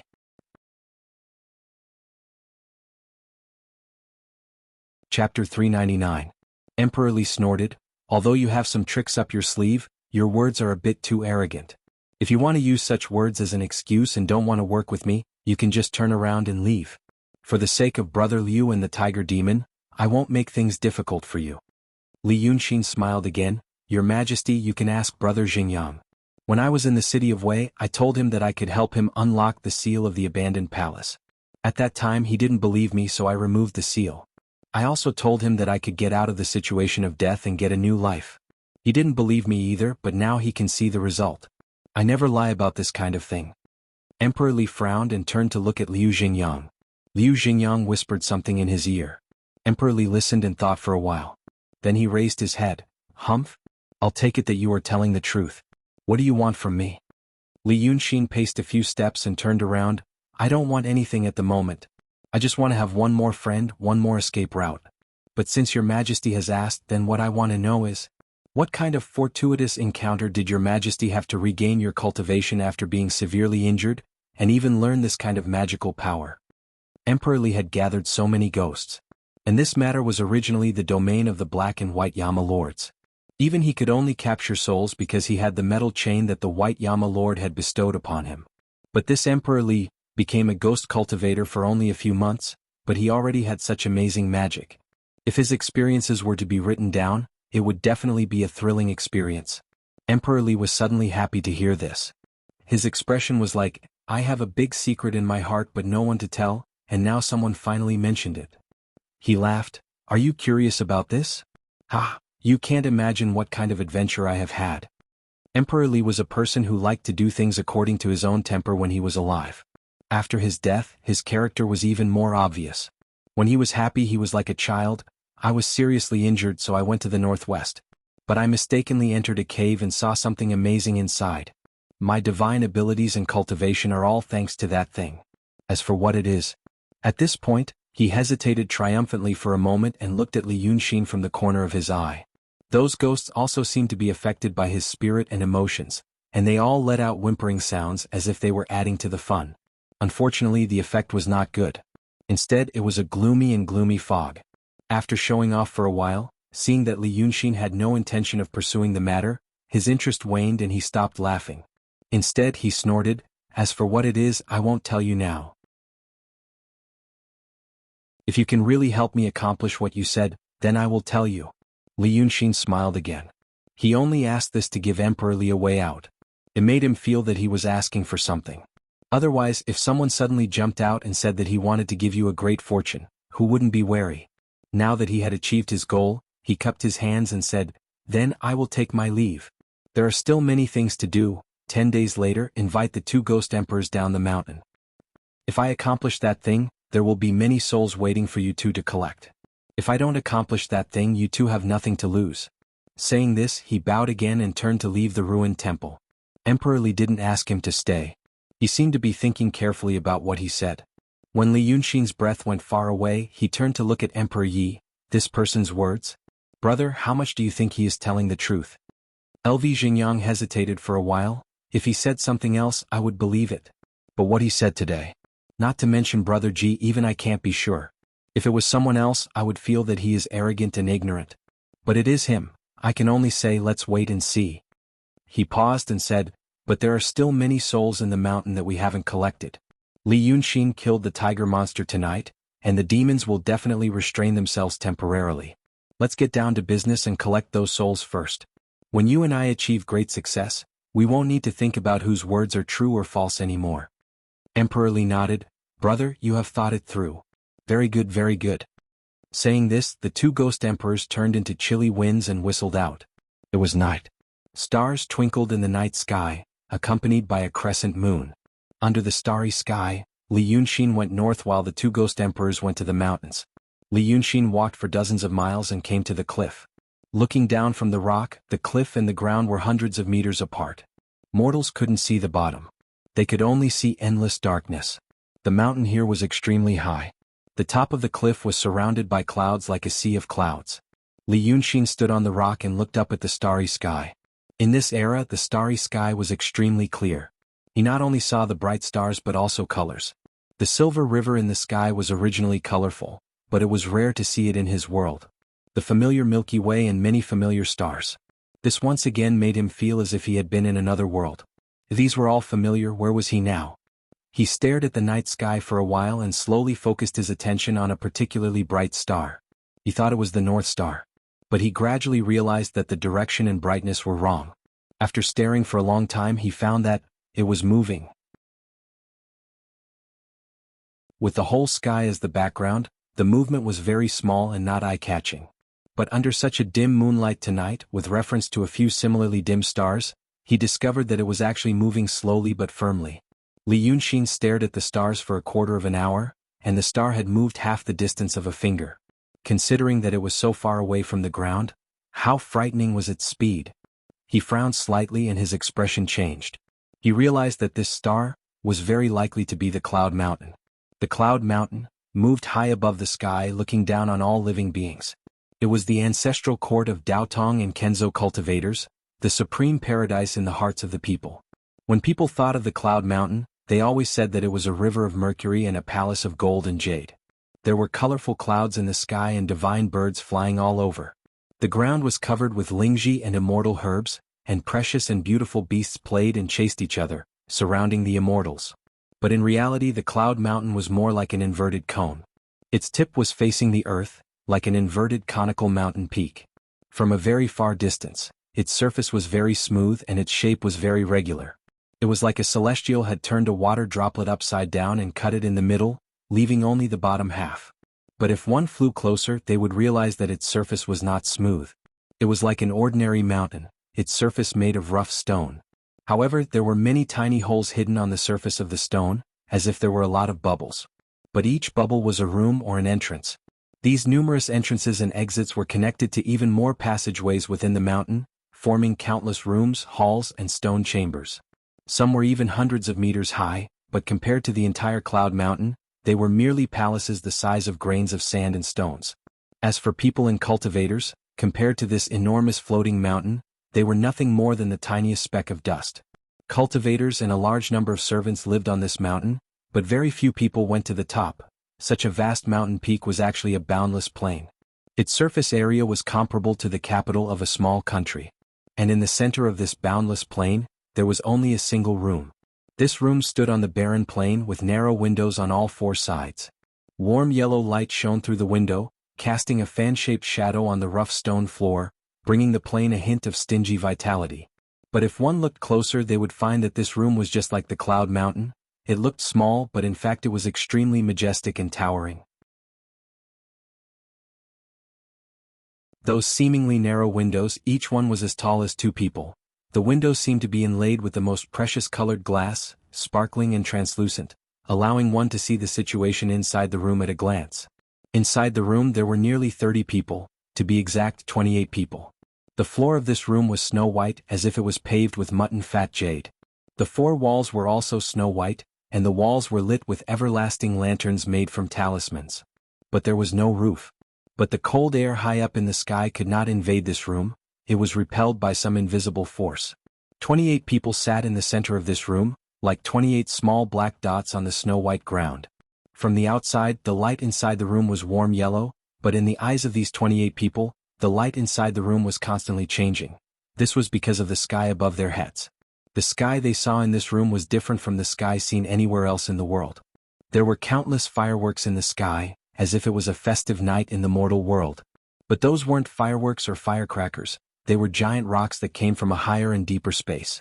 The giant rocks flew towards the cloud mountain at a terrifying speed, but were blocked by an even more powerful force and exploded in the sky. The light from the explosion was like lightning, and the rumbling sound caused the ground to tremble slightly. It seemed that as long as one of them broke through that barrier, the cloud mountain would be completely destroyed in an instant. But the 28 people in this room all knew that such a scene had already happened several tens of thousands of years ago. In such a long history, the cloud mountain had always been moving steadily in the sky, never making any mistakes. The powerful power of the Tao kept all the terrifying invaders at bay. No matter what the cultivators of the cloud mountain thought or did, the cloud mountain itself had indeed protected this world for several tens of thousands of years. An old man with white hair and beard looked up at the bright light in the sky for a while, then sighed, "This is already the 6th time, since last month until today. 34 days and only 6 days of rest, it has never stopped. Has this ever happened before?"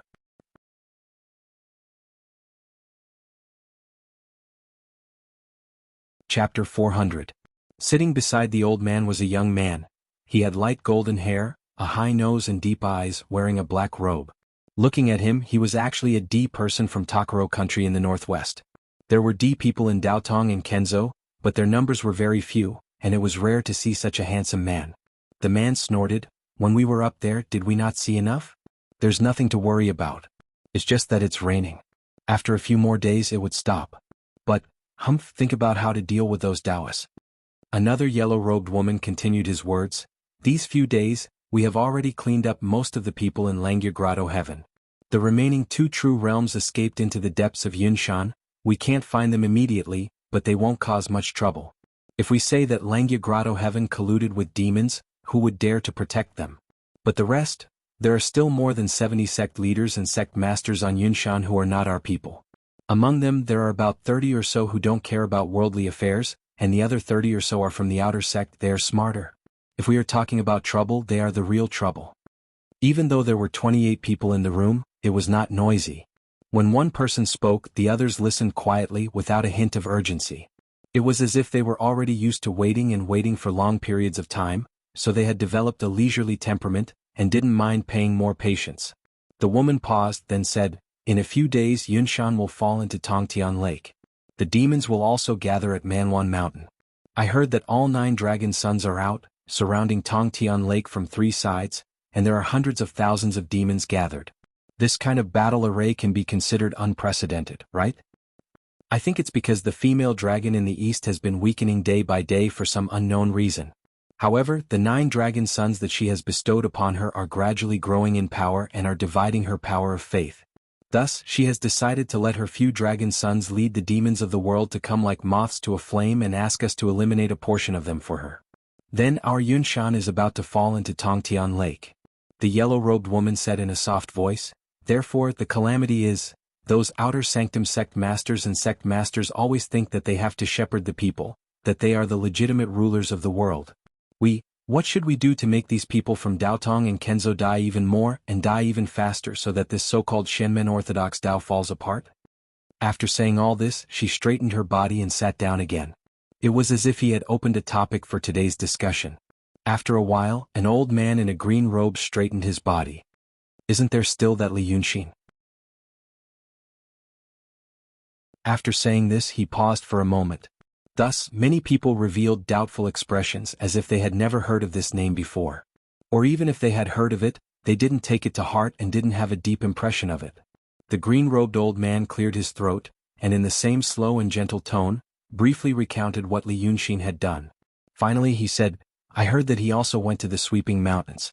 I also heard that he had a falling out with that hatred, and is currently heading to Tongtian Lake. Everyone think about it, what is he going to do at Tongtian Lake? The question was asked but no one answered. Some people were thinking while others didn't want to answer this question. After waiting for 3 to 4 breaths, the white-haired old man who spoke first said, This Li Yunxin? In my opinion we can use him. He raised his hand and stretched out a finger. He used to be a human and now he is the Dragon Nine Sons. I also heard that he doesn't get along with hatred, so he definitely can't stay among the demons. The weakest dragon son will definitely be coveted by the other dragon sons. Therefore, even though he is a fiendish demon and is surrounded by fiendish demons, the situation around him is very dangerous. Then now that he is heading to Tongtian Lake, he should be looking for us. In the past he liked to sit back and reap the benefits of others. Looking at it now, it is most likely the same idea. After saying this, some people nodded slightly, expressing their agreement. The old man stretched out a second finger. Secondly, does anyone know who his original body's bloodline is related to? He asked this but didn't seem to want the others to answer. Instead, he quickly pointed at the yellow-robed woman, and then at himself. It is me, the bloodline of this body's original owner. You should know the original owner of this body got married 3,000 years ago and gave birth to a Dao child. After that Dao child entered the world, he left behind a family with the surname Shangguan, the royal family of Wei. Until now, the last woman of the Shangguan family is Li Yunxin's mother, Shangguan Yu. She eloped with Li Chunfeng of the painting sect and gave birth to him. Thus, to him, he is the only bloodline left in this world by the two of us, the two saints. Because of this, if he is coming for us, we can make an issue out of it. The yellow-robed woman thought for a while and suddenly smiled. I'm afraid we don't even need to make an issue out of it. 3,000 years of bloodline, how thin has it become? He is a cold person by nature and wouldn't care about this. Even if he remembered, he would only think of using it.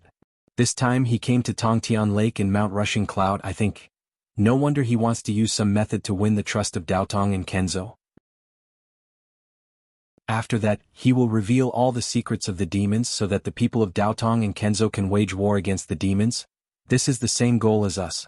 We want to purge Daotong and Kenzo. As for this Li Yunxin, he probably lives a hard life amidst the strife of the various powers, and thus hopes that the world will be in chaos so that he can take a breather. Then, we can push the boat with the current and fulfill his wish. After the yellow-robed woman finished speaking, the white-haired old man continued. He frowned slightly. But this Li Yunxin won't do this for free. He definitely has a plan and wants to profit from it. He is only a true state and is not a cause for concern.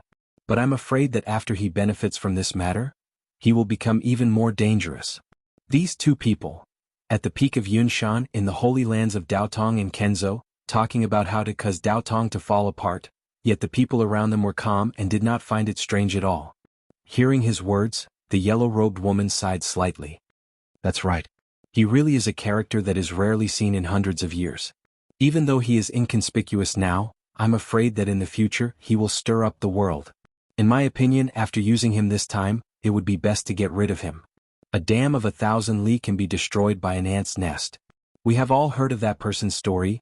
Didn't that person in the past also rely on his own strength to shake the entire world?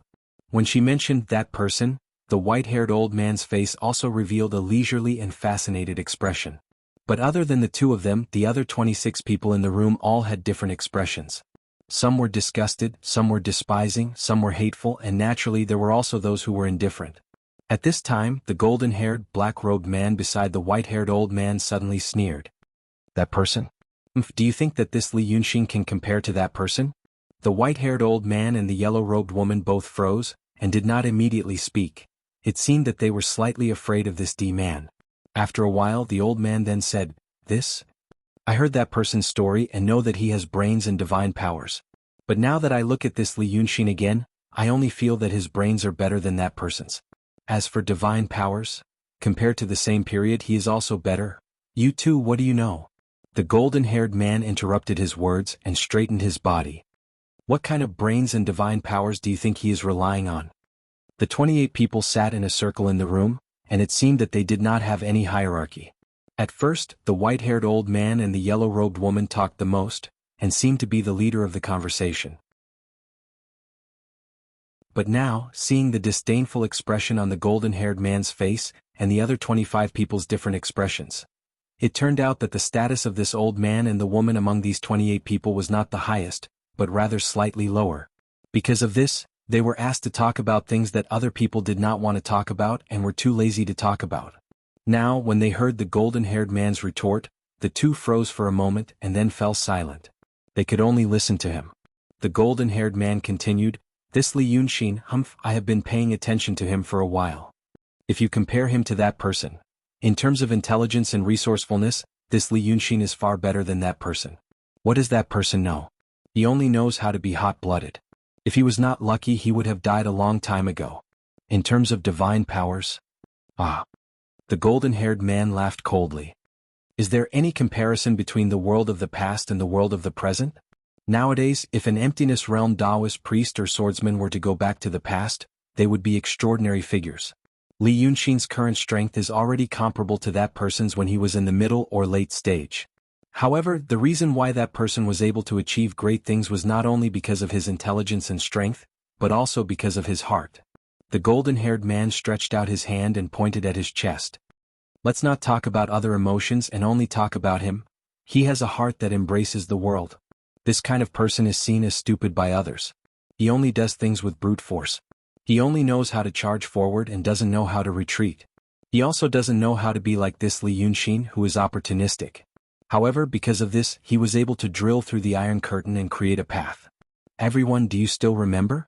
That person endured humiliation for 10 years and bore all the blame and criticism before he finally succeeded. Everything he said was praise for that person. However, his tone was very strange. He was gnashing his teeth as if he had a deep grudge against that person. However, there was a hint of awkwardness in this grudge. It was as if this grudge against that person was not justified. The remaining 25 people all had the same expression. On the contrary, the white-haired elder and the yellow-cloaked woman seemed to be at a loss. It was as if the 26 people in this room had personally experienced the things that person, the golden-haired man, spoke of had done. Only the two of them had heard about it through hearsay. After saying this, the golden-haired man paused. He raised his head and looked at the sky. Unknowingly, the fireworks in the sky had already dissipated. The night sky became calm and clear once more. However, the moon could not be seen here. One could only see the dazzling stars and an even deeper void. He looked for a while and lowered his head again. His tone was a little calmer. As for this Li Yunxin, he is very smart and capable. However, he lacks a heart. In this kind of world, without a heart that moves forward courageously, one cannot achieve great things. Without a heart that embraces the world, one cannot achieve great things. What he pursues, to put it nicely, is to live a carefree and unfettered life. To put it bluntly, it is actually aimlessness, a lack of responsibility and no courage. Such a person, how can he be mentioned in the same breath as that person? The golden-haired man sneered again. Therefore, since there are very few people that can be used, we should keep him. This time, when he succeeds, he will be proud of his intelligence and wisdom. We can then use him for other things. He will even think that he is clever and resourceful. The others did not express any objections to what he said. But they did not look at him in agreement, more like indifference. After the golden-haired man made this decision, the white-haired old man and the yellow-robed woman frowned slightly and looked at each other. Then they sighed in their hearts and did not say anything. If there were Daotong or Kenzo sect leaders or headmasters present, they would definitely be stunned. Because this white-haired old man and the yellow-robed woman were the two sages of the world today. The old man was the sage of calligraphy, and the woman was the sage of sword. They were supposed to be the supreme figures of the world, the figures closest to the celestial being, but at this moment they were sitting together with these people, listening to their sneers, and they did not dare to show the slightest displeasure on their faces. As for these 26 people, the sect leaders and headmasters of the Cloud Mountain could not recognize them. But even if they could not, the low-level disciples of their sects might be able to. Among the large number of mortal servants living on the Cloud Mountain, they would occasionally see these people's faces. They did not personally serve anyone but mostly appeared as managers. They only communicated with the cultivators through the mortal servants. But today they occupied the highest peak of the Cloud Mountain, looking indifferently and proudly at the supreme existences in the hearts of the cultivators of the world, the two sages. These people called the organization they belonged to the Freemasonry.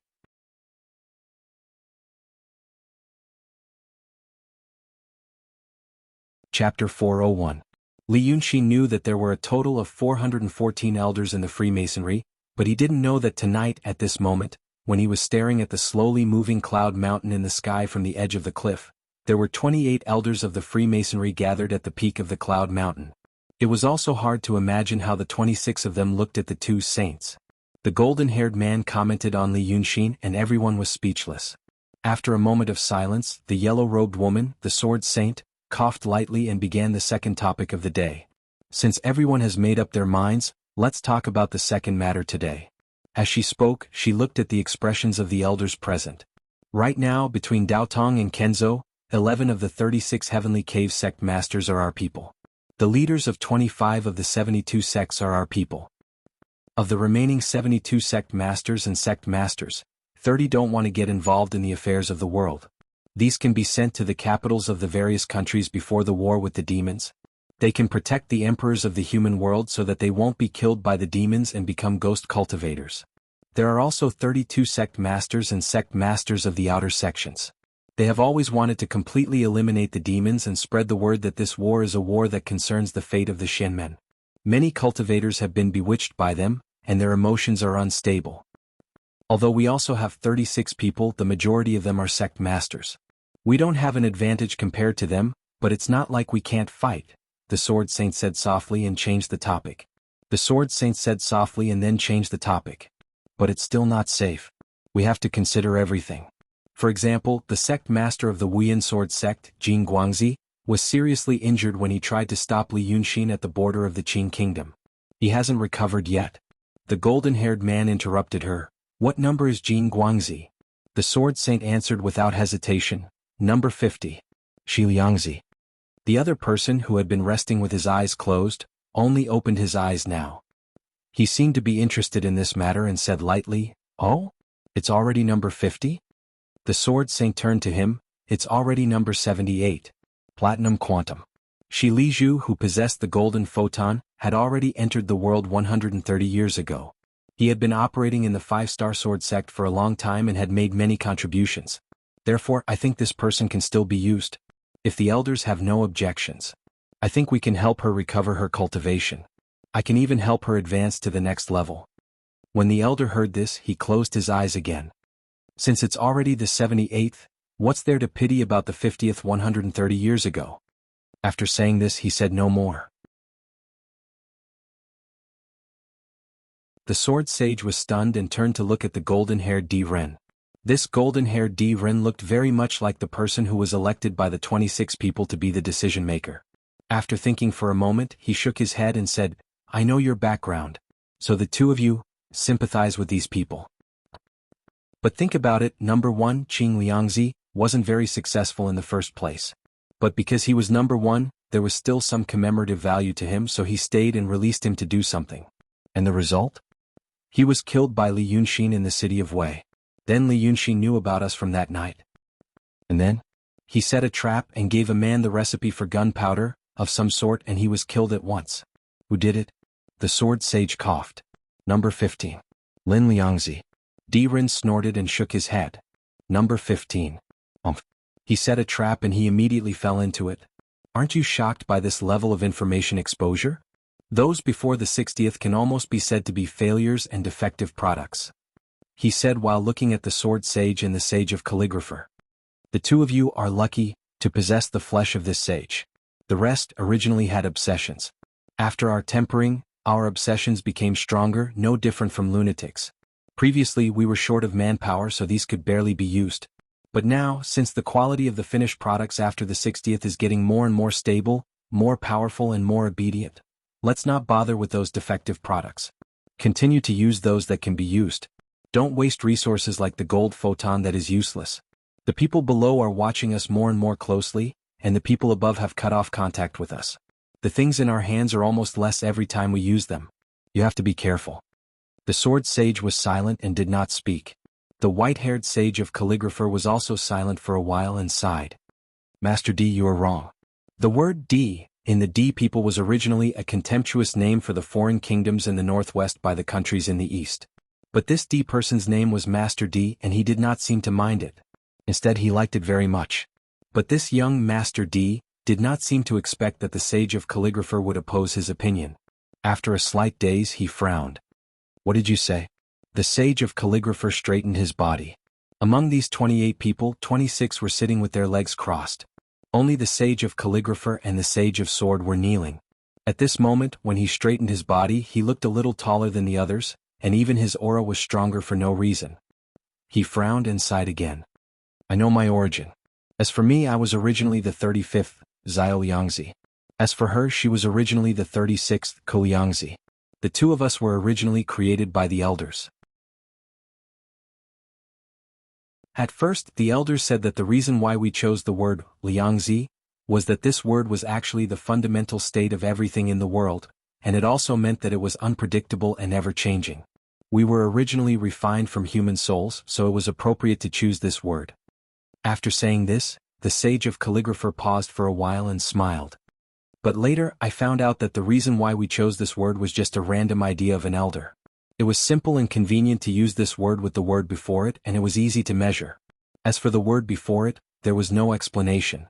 Another elder said that it was just taken from the words on a musical score, and arranged according to the number 1, 2, and 3. So I know that I am not an important person.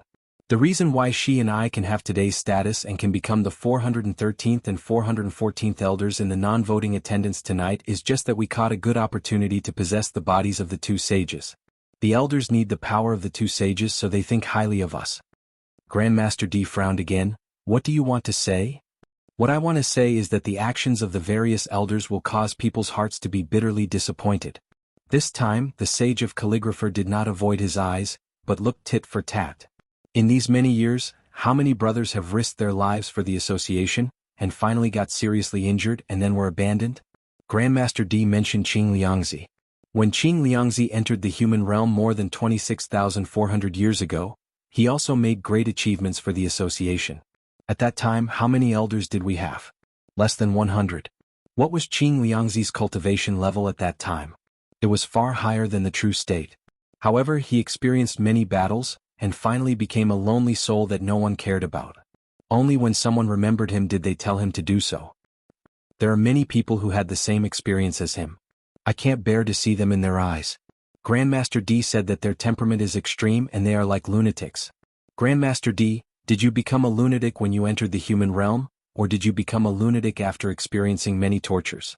The sage of Calligrapher paused. Today there will be a great war, and it is the time to use people. If we abandon people like Jin Liangzi who have made many contributions in the future, will we be alone? When Di Ren heard this, he tilted his head slightly and smiled. His smile was helpless and disdainful, as if he was an adult who was listening to a child talking about many childish and pitiful things that he did not need to worry about. However, the sage of Calligrapher did not care about his attitude and only continued, "After she and I became elders, the elders once told us that our Freemasonry should be in the same boat. What we need to do is to save this world and to deal with the upcoming world calamity. She and I have been elders for 1,000 years, but no one has told us what the world calamity is." "That's fine. But if we want to save this world, what are we saving? Wasn't he trying to save all the lives in this world and all the people here? If we abandon them and the common people, leaving only a bare and lonely world, are we only going to save a few hundred of us? What's the point? What will it be like?" The sage of Calligrapher paused. Horror of loneliness. His emotions burst out. He said so many words from the bottom of his heart that seemed to have been hidden for many years. However, the moment the words lonely and terrifying left his mouth, the smile on Di Ren's face, which had been smiling lightly, suddenly disappeared. He opened his eyes wide in an instant, turned his head to stare at the sage of Calligrapher, and his face turned blue. Horror of loneliness? His eyes became extremely cold, and his momentum was not inferior to that of the sage and even stronger. "Do you know what horror of loneliness is?" Then he stretched out his hand and drew an arc in the room. "Who here doesn't know better than the two of you what horror of loneliness is?" Hearing what he said, the elders who were just sitting there were finally moved. Subtle emotions appeared on their faces. But this time it wasn't because they didn't care about it. It was more like they were trying their best to suppress their emotions so that they wouldn't show up. The sage of calligrapher and the sage of sword were stunned. They knew these elders. The elders might have some things that they were not good at. But in terms of patience and holding back their emotions, no one could be better than them. But now even they were moved by these 4 words. What on earth had they experienced? But Grandmaster D continued to frown and sneer. You too, Humph, care about the common people? Ha, I didn't know that you were such noble people. You said that they are brothers?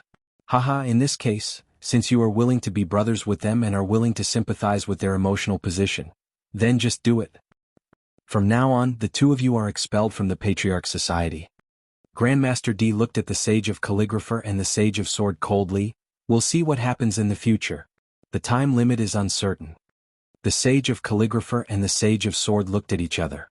It seemed that they didn't expect that his words would lead to such a serious consequence. But they just kept silent for a while.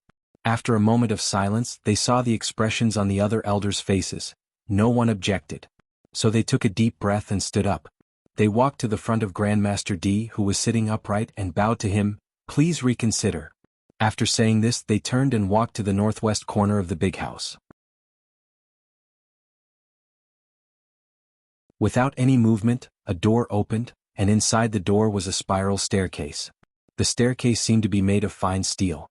But after a long time, there were some traces of rust on the edge, but the rest of the staircase was still shiny. The 2 sages walked down the staircase slowly and the door closed behind them.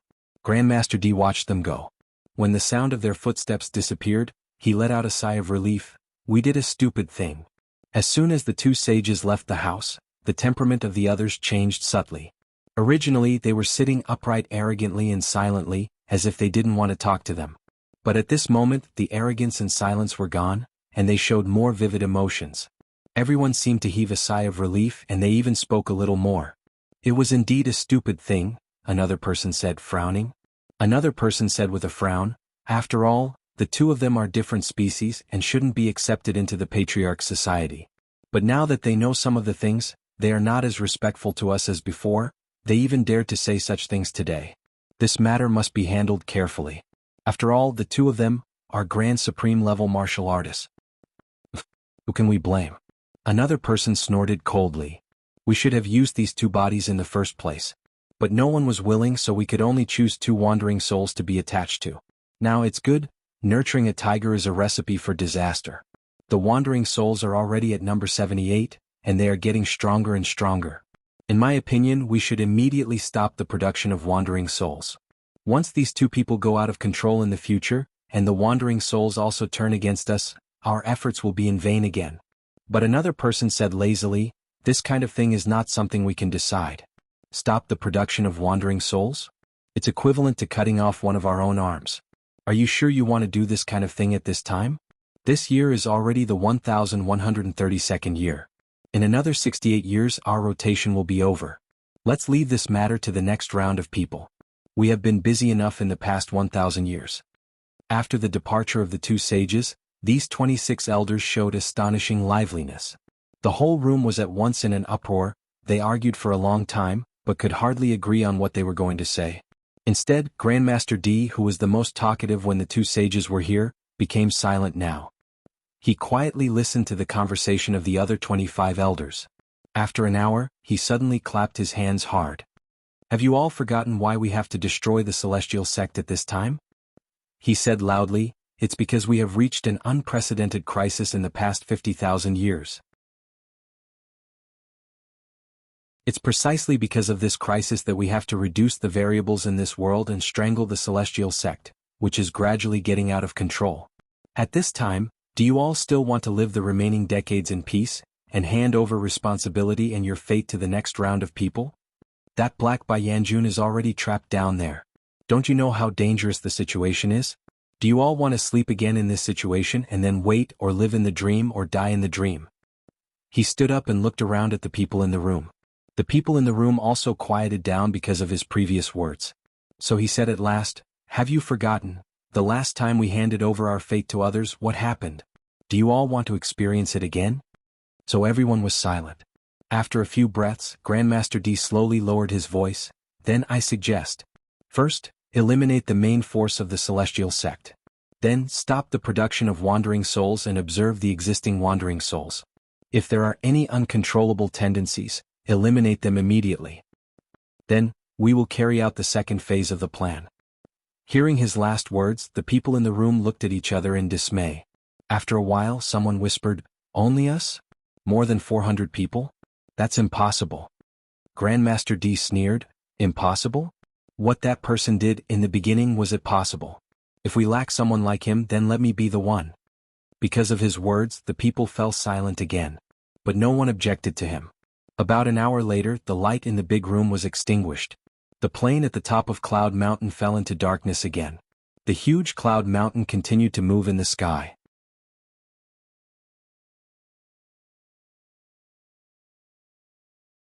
Chapter 402. The Sage of Calligrapher and the Sage of Sword were originally a pair of Taoist companions 3,000 years ago. They experienced a lot of things that people in the secular world had to go through, but in the end they were separated like any other couple in the secular world. The Sage of Calligrapher and the Sage of Sword did not have Taoist names. Because after entering the Grand Supreme Realm, their Taoist name was Sage. In the past, when there were several sages, they were distinguished by their names in the secular world. In this generation there were few talents in Daotong and Kenzo. In the past 3,000 years, there were only 2 sages, so this name was exclusive to them. The Sage of Calligrapher's secular name was Su Yusong, and the Sage of Sword's secular name was Zhuomuja. But these 2 names were naturally not the real names of the Sage of Calligrapher and the Sage of Sword. But what were the original names of the 2 wandering souls that possessed the bodies of the Sage of Calligrapher and the Sage of Sword, Xiao Liangzhu and Ku Liangzhu? They themselves did not know. So in private, like now, they called each other by this name. The holy palace of the Sage of Calligrapher and the Sage of Sword in Cloud Mountain was hidden among countless roads and halls that led in all directions. It was not like what mortals imagined, a fairyland surrounded by auspicious clouds and precious birds. But there was one thing in common: it was incomparably vast. This holy palace was actually bigger than a small city. Although it was an inconspicuous little bubble compared to the entire Cloud Mountain, it was nearly 100 miles long, 100 miles wide, and a few miles high. It was not something that mortals could see. But it was not dark. Light shone down from the top of the sky, as bright as the sun. On the ground there were shade-like green grass, towering trees, and winding rivers. It was clearly a small world. Flocks of birds flew up from the lush forest, passed through the mist in the forest, and flew into the air. They were flying over a floating mountain. This mountain was very similar to Cloud Mountain, so it was called Little Cloud Mountain. On this floating Little Cloud Mountain, there was a magnificent palace. This was the holy palace of the 2 sages. Many cultivators of Cloud Mountain might not be able to see this holy place in their entire lives. Those who had the opportunity to explore this place could not stay for too long.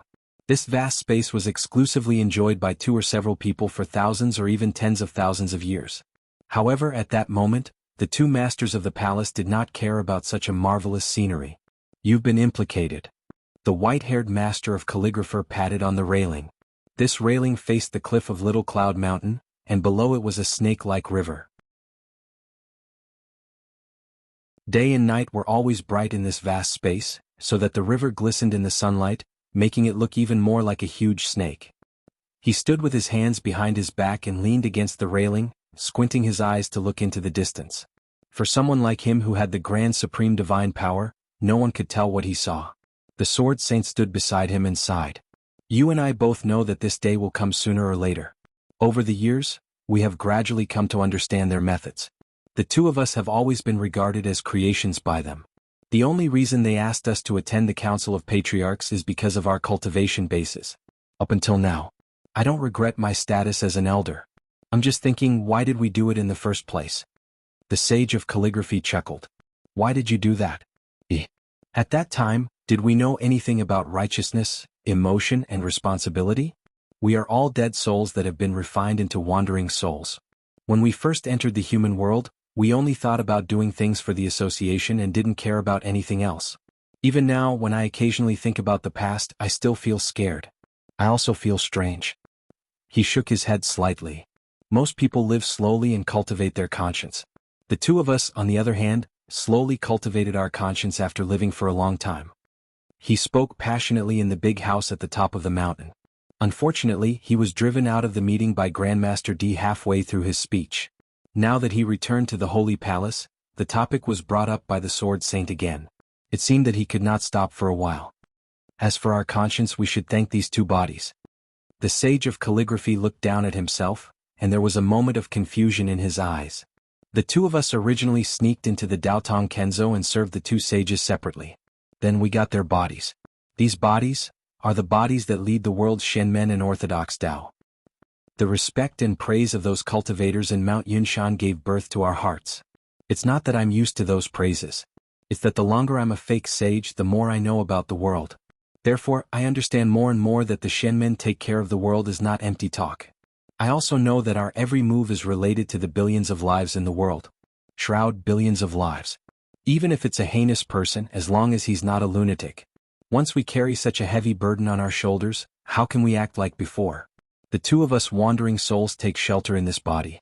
But after taking shelter for a long time, we're forced to be embedded by these responsibilities. Now you ask me, am I Xiufeng Liangzi or the Sage of Calligraphy? I don't know either. At this point, the Sage of Calligraphy frowned. He clenched his hand on the railing tightly, but didn't leave any finger marks on the railing. Therefore, when I mentioned golden light today, I was thinking. The elders in the society said that our Freemasonry is to save the world.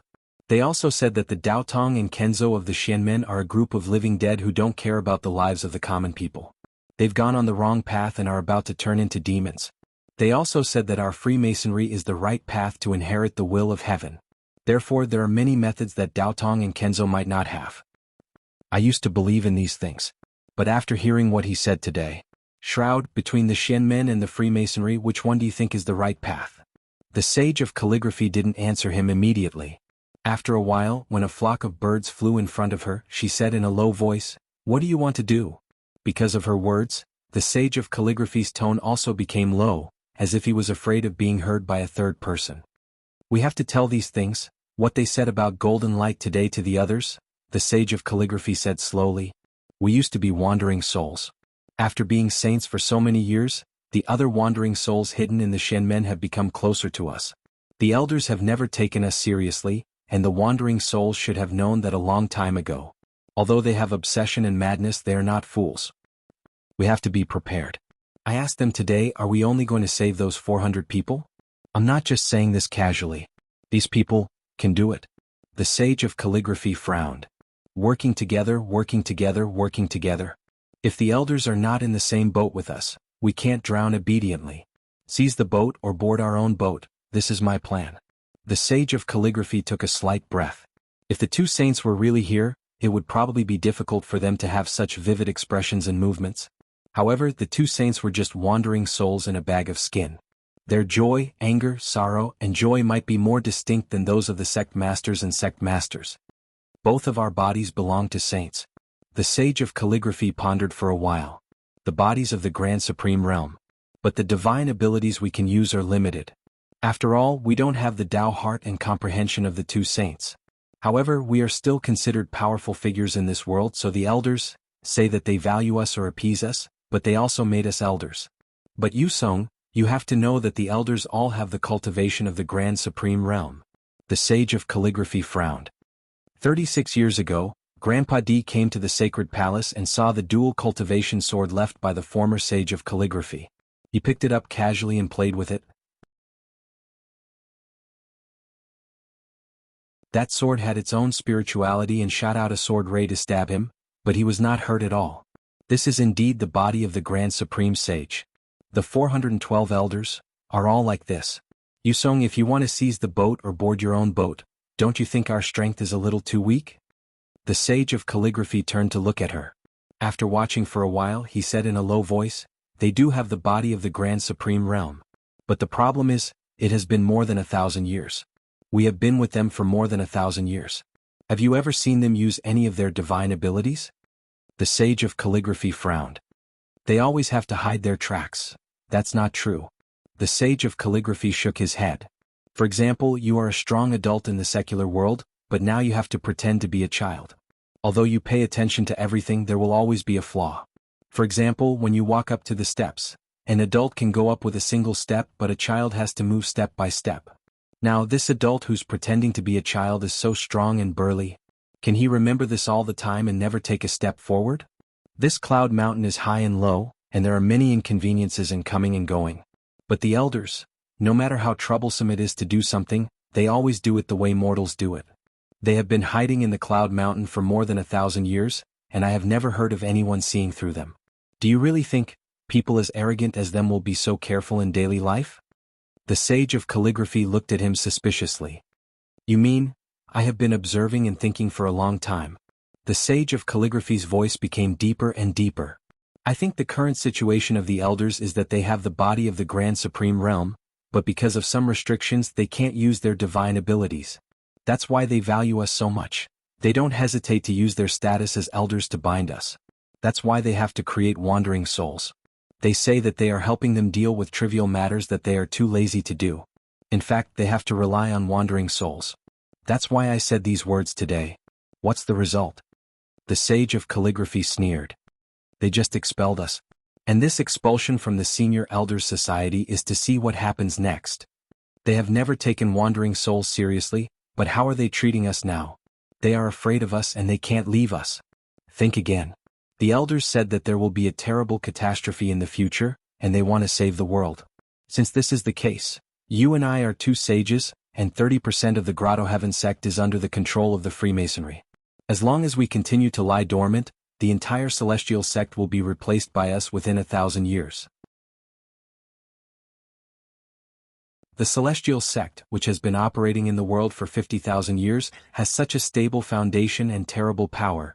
If they can use it, why don't they use it to save the world? The sage of calligraphy paused and lowered his voice even more, because they are afraid. They are afraid of the power that is too powerful and beyond their control.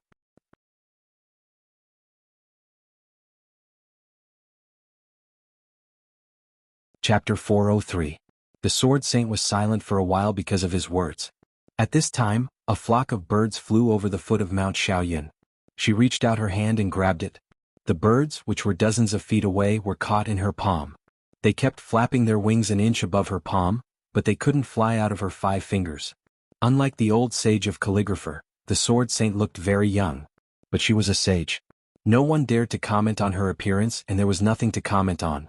The sage's unfathomable cultivation made her temperament change mysteriously. She could see her face clearly. She still had young skin, bright eyes, and soft lips, but she couldn't use these images to get a complete impression. She thought for a while. The sage of calligrapher frowned. You don't believe me? You've been secretly observing for 1,000 years. I feel the same way about many things. It can't be summed up by the word, don't believe. The Sword Saint thought for a while and whispered, I believe you about the situation of the elders. But other things, I can't be as sure as you. We've been elders for 1,000 years. Until now, we still don't know what their purpose is and where they come from. It's not wise to act rashly, in my opinion. She calmed herself down and looked at the bird in her palm. There's a compromise. After this battle with the demons, the decline of Shenmen is inevitable. You and I can't change the overall situation. But we can do something else, for example, rebuilding a Daotong or Kenzo. The sage of calligrapher frowned. The Sword Saint smiled. Listen to me. Now this Shenmen can't be saved. It's like a dying patient. 35 of the headmasters and the grandmasters are our people. What about the rest? You can see that they are not interested in the affairs of the world. They only know how to cultivate. Some of them are a little involved in the world and they don't know how to communicate. In fact, they are just a group of very powerful children. But Daotong and Kenzo said that the celestial beings asked them to shepherd the people. When the elders said that they had walked on the wrong path, they meant that the techniques that these cultivators cultivated, from cutting off all emotions and desires, all the way to the grand oblivion of emotions, they were all walking on the wrong path. They have lost all their emotions, so why would they care about the suffering of the people of the world? If you can't empathize with the suffering of the people, how can you shepherd them? Supreme oblivion. If the word oblivion only refers to forgetting emotions, don't you think it's weird? The highest realm of cultivation should not have such a simple and straightforward meaning. Her words seemed to have touched the sage of calligrapher. The old man sighed. That's right. Those low-level cultivators transcended various tribulations and got rid of one or a few distracting thoughts and emotions. It was indeed beneficial to their cultivation. However, the higher one's cultivation level was, the less human they were. They were no different from demons. On this point, the elders are not wrong. They have indeed walked the path of evil. But You and I have both cultivated in Daotong and Kenzo. However, we are cultivating as ghost cultivators, so we don't need to go through any tribulations. In fact, we are equivalent to demons. In this way of cultivation, our realm can't be promoted to supreme realm. So this is very strange, the Sage of Swords said seriously. Xianmen cultivated according to the righteous method passed down by the celestial beings and cultivated themselves to be half human and half demon. The elders asked us to cultivate according to their method, but we couldn't be promoted to supreme realm. There must be a great way, but now, whether it is us or Xianmen, it is not the great way. Therefore, I think after the collapse of Xianmen, we may be able to gather some cultivators who have not completely abandoned their emotions and desires. In the name of the two sages we can rebuild Daotong and Kenzo. We don't care about the affairs of the world, but first find the great way and find the real cultivation method. With this method, we can do more things and have more choices. The Sage of Calligrapher pondered for a while and raised his head to look at her. Then your choice is to board another boat. He thought again. I'm willing to do that. But the golden photon. The Sage of Sword waved his hand gently. So the bird that had been bound in her palm regained its freedom. In an instant, it reappeared among the flock of birds from her palm, completely unaware of what had just happened. The elders don't care about her, but we do. The Sage of Sword said softly, the longer we wandering souls live, the more things we know, and the more likely we are to be like the two of us and have more thoughts. The elders don't like this. Maybe that's why they don't care about them and let them fend for themselves. But now that we are the two sages, we have our ways. Didn't the cultivation of the golden photon decrease greatly because her natal magic treasure was taken away? Then we should give her more magic treasures. This Xianmen will eventually be destroyed, so it's useless to keep it.